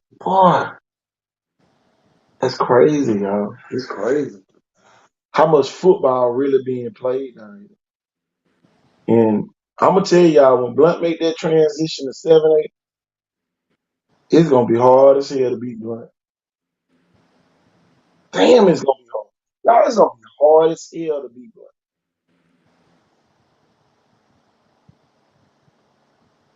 I'm gonna tell y'all though, a real good spring game it would be if Mary G would play Blunt for the spring game. But Mayor G lost their quarterback though. Then he got back to Mississippi with the offensive coordinator. Ain't? Huh? Mayor G lost that quarterback. He got back to Mississippi with the offensive coordinator. Man, don't tell me that. I thought you knew that. What you talking about, Five? What you talking? I thought you knew that. Where Q at? No. You kidding me? Man, I thought y'all knew that. That man gone, man. That folk went back to Mississippi. I heard it was gonna happen, maybe, but I didn't think it did. Man, don't tell me that boy went back. Man, Mary G I've been died. hearing it since December, Five. I've been hearing it since December, but I didn't know if it was true. Hey, Huh? Don't tell me the boy went back. man, yeah, because I think you know that quarterback who led the receiver, led the state receiver. They say he gonna move over there too. Yeah, that number 2, that Bowman kid. Yeah, you know he used to go to Faith. That's why he couldn't play in middle school at Sims. Hey, that what he talking about going back to too on God. Where, Faith? Yeah. Okay then. Golly, man. Man, it must be because they losing some more coaches. Boy. Man, don't tell me the boat's sinking. Man, yeah, I'm checking to it though, but y'all they gone. Oh, don't tell me that kid went back. Man, that's why they had the Tootle tour today. What Tootle went? Tootle that good show. Tootle was sitting there with the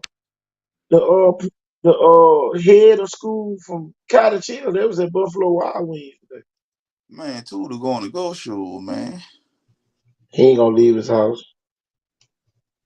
He ain't finna leave his house to go to go show. He gonna stay right there at Cottage Hill and probably be on a committee to pick the coach. You ain't see him. Think about it. You ain't seeing folks. Think about this though. Him going to girl shows ain't gonna make a bigger difference. Him staying in Cottage Hill will. Cause Cottage Hill in 3A. Yeah. 3A ain't no punk. Hillcrest, Evergreen, and all that. Yeah. Oh boy, Miss Jones just said something. With Theodore keep all of their coaches. That's why I asked one of the coaches that, you know, I asked Coop there, you know, Coop T down there. Yeah. And I asked him that. I asked him, did the DC come back? He was like, he ain't know. He don't know. But he said he gonna let me know. What's the DC name? You know, he a old guy. Lawson. Oh, Lawson stayed. He stayed. He stayed, KT. KT is a conspiracy, man. I got kicked out. You got what? I said I got kicked out. Oh man. Right when I was saying it. So you must hit the back button. I know I keep myself out all the time. It was he went to Sims and then he went to Toro Country, man. Toro Nation. Who at Toro Nation? I think the Tootle Boy Sports went out there. Oh yeah, he went up there today. Yeah. My thing is this, and that's what parents got to get away from trying to do. Stop trying to parade your kid around, because if they don't live up to those expectations when they get there, everybody gonna be laughing at your kid. It ain't gonna be you as a parent. They gonna be janking the kid. And y'all know how kids are. You know, they gonna jank the hell out your ass. Man, they brought your sorry ass over here for and boy, that's the worst feeling in the world. I'm telling y'all, you don't want to put your kid on a pedestal and then they fall flat on their face. You know, that's the all parent. You know, you just want to go where you stay where you at. You know, don't make it a big deal. Because going to those schools don't mean your kid, man. Your kid might get picked on every game, especially in 6A Region 1. Don't take your ass in 6A Region 1 if you don't know how to play football. I'm telling you, the favorites list does not work. Booster Club kids are not going to help you win in 6A Region 1. They not. The best football players going to help you win. Yeah. That's one thing I like about Region 1, even in 5A too. You know, shit, ain't no give me positions in 5A. Your ass get beat. Like Williamson got beat by Augusta. Shit, don't folk beat the hell out of Williamson down there later. And let them score at the end. Man, let them folks score at the end. It was like 50 to nothing. And I'll never forget, boy, I don't know where we were that night, kid. I said, damn, kid, so what's the score? I said, man, it's 55 to nothing or something like that. Hey, damn. Oh, I think we was at the Saraland game that night or Yeah. something. Man, them folk beat the shit out of the Williams. One of them, not one of them. But man, it's serious, man. And you know, we not down in nobody's program. It's just, man, I'm telling you, man, you gotta show up it's almost a distraction-free zone during football season. Because you got any type of distraction at your school, your team gonna lose that night. It's so simple. Your ass gonna lose. But one of the biggest things we said from day one, Injuries. whoever stayed healthy is gonna go the furthest. Yeah. And that came true. Yeah.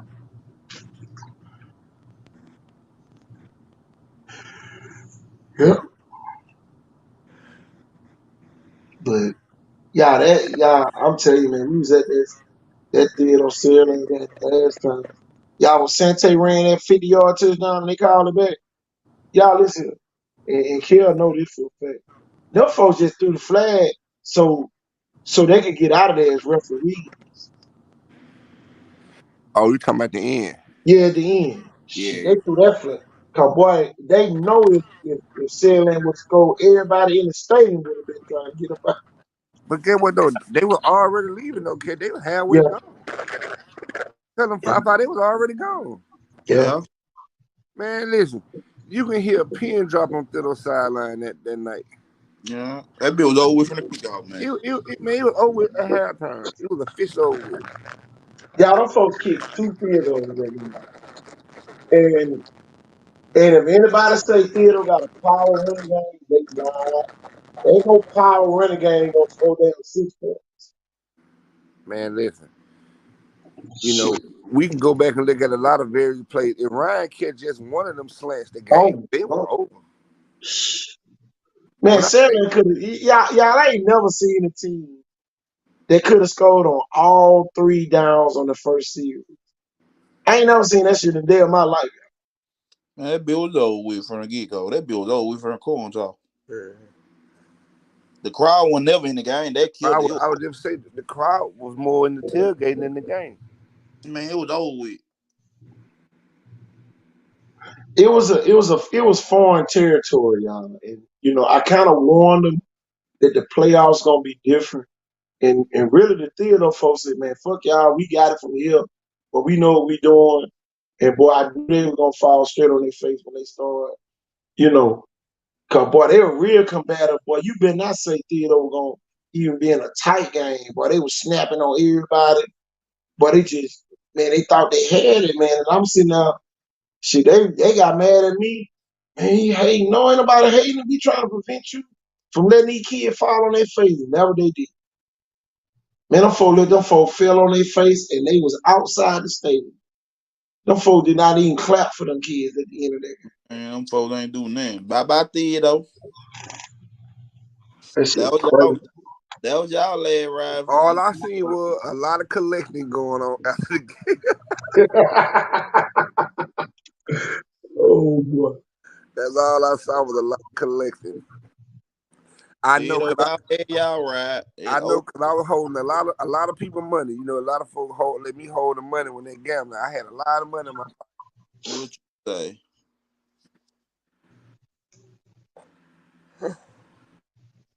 I really like last season a lot because what Theodore did was great. What Leroy did was great. What Andalusia did. Think about what Andalusia did, y'all, to Montgomery Catholic. And that was a shocker because we picked Montgomery Catholic. Yeah. 7 to win it all. Montgomery Catholic lost. Yeah, they lost to Andalusia. They lost to Andalusia. They beat Andalusia. But guess what? When they beat them the first time fight, they barely beat them. Yeah, they barely beat them in. And Luger Montgomery Catholic were undefeated, wasn't it? Yeah. Yeah. The same way Theodore was. Damn. Think about Mary. Mary was undefeated. And Leroy beat them. Yep. All them teams that had to play them teams twice lost. That's why I say this year it's probably best to be in second place. Oh yeah, you see that. Same way with Hoover. Hoover beat Exactly. Thompson regular season. Thompson beat them to go to state. All them teams got revenge, y'all. Yep. Auburn lost, remember? Auburn lost in Phoenix City. Yep. All them teams got revenge, y'all. That just show it is still high school sports. It don't matter how much talent you got. It's how you play for that one game. Same way with I'm gonna tell you who the MVP of that game is. Michael Smith. What game? That kid didn't catch one ball, but he blocked his ass off. Everybody. What game? The last Theodore Saraland game, number 6. Man, the MVP of that game with the linebacker and the D line. I was just gonna say I'm talking about somebody who took themselves out of the spotlight. Oh yeah. That's why I say MVP like that. I ain't saying the real MVPs. I'm talking about somebody who was good enough, to do something. Me and Five sitting right there together. Get what I told Five. How good I said. I said, boy, Saraland front 7 is the difference of the game from the first game. Oh yeah. Yeah. Now they were the difference makers, but I'm talking about him coming back. Remember, that was his first game back. Yeah. Came back. Yeah, he came back that game. And shoot, he was blocking his ass out for them too. And he made that big third down kid like 3rd and 16. For that that was Jordan Dees. The big tight end. Yeah, okay, that's right. Yeah, big Jordan. Jordan Dees gonna be a beast. Hey, man, Saraland got some weapons, man. I just hope the parent egos don't kill that team. And y'all know there's some strong egos up there. Boy. Well, it's always that, but then winning just made it even worse. So, how about this though? Spanish Fort and Kel, you done been over there? Them folks really don't have no ego. They just want to win. Man, Spanish Fort winning and Saraland winning 2 different things. I was on the phone with Brand today, my partner, me, Brand, and Slim, and we were going down because he just told me yesterday I was because he said this little team gonna be better than the one that just this past year. I was like, Brand, how? He was like, tell me why you think that? I said, well, first off, Brand, you just lost a 2,000-yard running back. That was 80% of y'all offense. All right, you lost 3 receivers that they weren't even throwing the ball to. All right, you still got your line. I give you that. You got your line. You got your quarterback. That's great. But you still got to have some receivers, and you still got to have a running back to complement that. Because even though your defense, now they say their defense is gonna be better than ever. The only thing they're losing on defense is 2 cornerbacks. So I was like, okay, but great. Your defense can be great all they want, but if your offense 3 and out, your defense gonna soon get tired. What you said, I saw that last year with us. If your offense ain't scoring no points, and then by the end of the season they're gonna be depleted because guess what? They played so much. Yeah. So if your offense is not putting no points on the board and scoring, or at least building drives to give your defense breaks, that shit gonna break down for the. Man, if your defense on that field by the end of the year you done played by 600 plays, you in trouble. Your ass ain't making no playoff. That's what I'm trying to tell you. That's all I was trying. All I was trying to tell Brand was, I'm not saying Philly not gonna be good. I'm not counting y'all out. All I'm saying is, when you senior heavy like y'all just lost, you just lost Will James and Jordan at the corner. You lost the co-son at linebacker. You lost 97 and 95. Okay, you may got kids to plug into them, but still, those are significant. That's 5 losses on your defense. That's significant. Okay, then you lose 3 receivers. You lose your running back. That's like I said, that was 90% of your offense right there. Your running back and your 3 receivers. Lose your second string running back, Will James. Then you lose And your Dean third running Jones. back, Duke. Yeah. So all I'm saying is, you got a lot to, and then a lot of them saying this and this and this, but at the end of the day, if Will don't come back and play the first Saraland game, it's really ugly. He's the only kid that even tried to attempt the stick on Hollywood. You got to commend the kid for that. Yeah. So I mean, at the end of the day, I mean that's a lot to recover from. That's all I'm saying. And another thing happened, kid. You remember Will went out after that first series. So Theodore got a chance to get some of them backups, a lot of reps. But they didn't use no junior backups. They used senior backups. So it was like now you back to square one all over again. Man, that's what I'm saying. When you senior heavy like that, it's hard to come back the next year unless you Thompson or Hoover or schools like that who got a pipeline of kids right behind it. I ain't saying Philly don't got more kids, and I ain't saying Mass ain't gonna pull no kids. He probably will. All I'm saying is that's just hard to replace. Ain't nobody got no other kid that sit on their bench that can go for 2,000 yards like that. I don't give a damn what they say.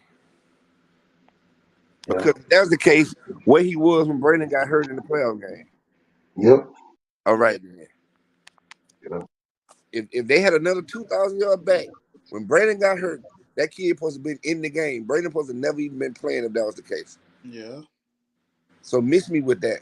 Oh, we got another kid, man. I don't want to hear that shit. No, you don't. Y'all didn't believe him if you did have one. And that's what I'm saying. That's the case. He the plug right here. They wouldn't have been putting Will at running back. Exactly. Shit. Man. But I'm just a part ball coach though, so but I know You at a know the thing too, y'all.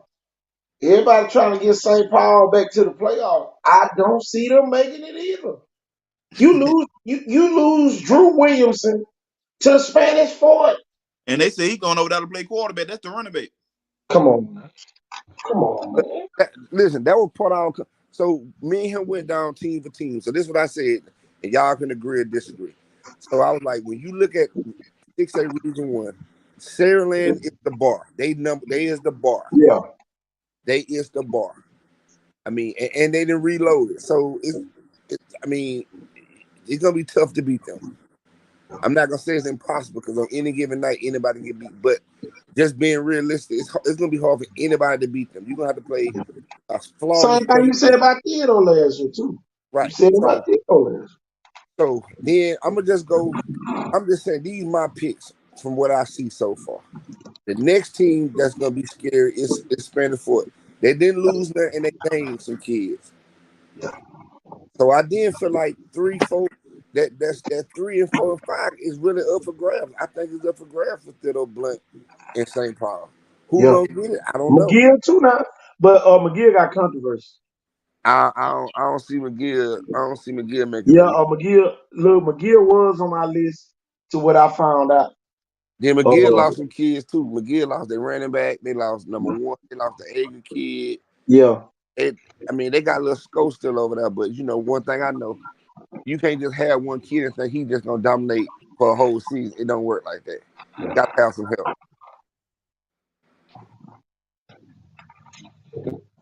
Yeah. Yeah, 3, 4, and 5. Anybody can be in those spots. Anybody, for real. It's gonna be interesting, man. I'm telling you. And then, like I say, I don't count nobody out, but you just don't know what on any given night. But All I'm saying is when you lose that many seasons, it's hard to come back to be that team you was the season before. Then your coach leave. Who knows what coach gonna stay? It's a lot of variables that have to be fixed. That's all I'm saying. And you got to sit there and think about it. If Blunt go over there and beat Spanish Fort, everything changes. Oh, that changed the whole trajectory of 6A Region 1. Because now Spanish Fort got a loss, and then they got Saraland and Theodore coming right behind them. Boy, it's gonna be I'm telling you, Blunt can be the wild card team to really just mess up everybody. And and Theodore got a tough schedule late, where they got Saraland, Blunt, and St. Paul to close the year. Them they last 3 games. Last 3 games. Yeah. Ooh. Well, we saw that today. And we read that the last 3 games, and it's like you got to think about that case. Team should, if you got good coaching and kids that believe, by then your team should be gelling at a level to where it's unstoppable by then. Yeah. That's why sometimes it's not good to play teams late in the season. It's gonna be tough too, because you got to realize it's a bye week. It's a bye week for Theodore after that, because I think Blunt. No, it's a bye week before Theodore play Saraland. Remember, it was a bye week. That's the week Saraland and Blunt play. Yeah. And then, man, you gotta realize this: Saraland got McGill at the end. McGill was up in that game, the last game of the year. Yeah. St. Paul was right there with Theodore. What it was, 3-0 for the Lord? 63 or something. It was close.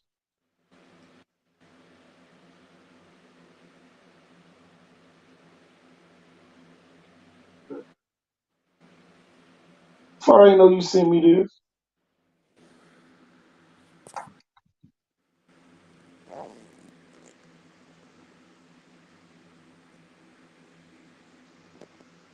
Yeah, man, it's gonna be fun. It's gonna be fun.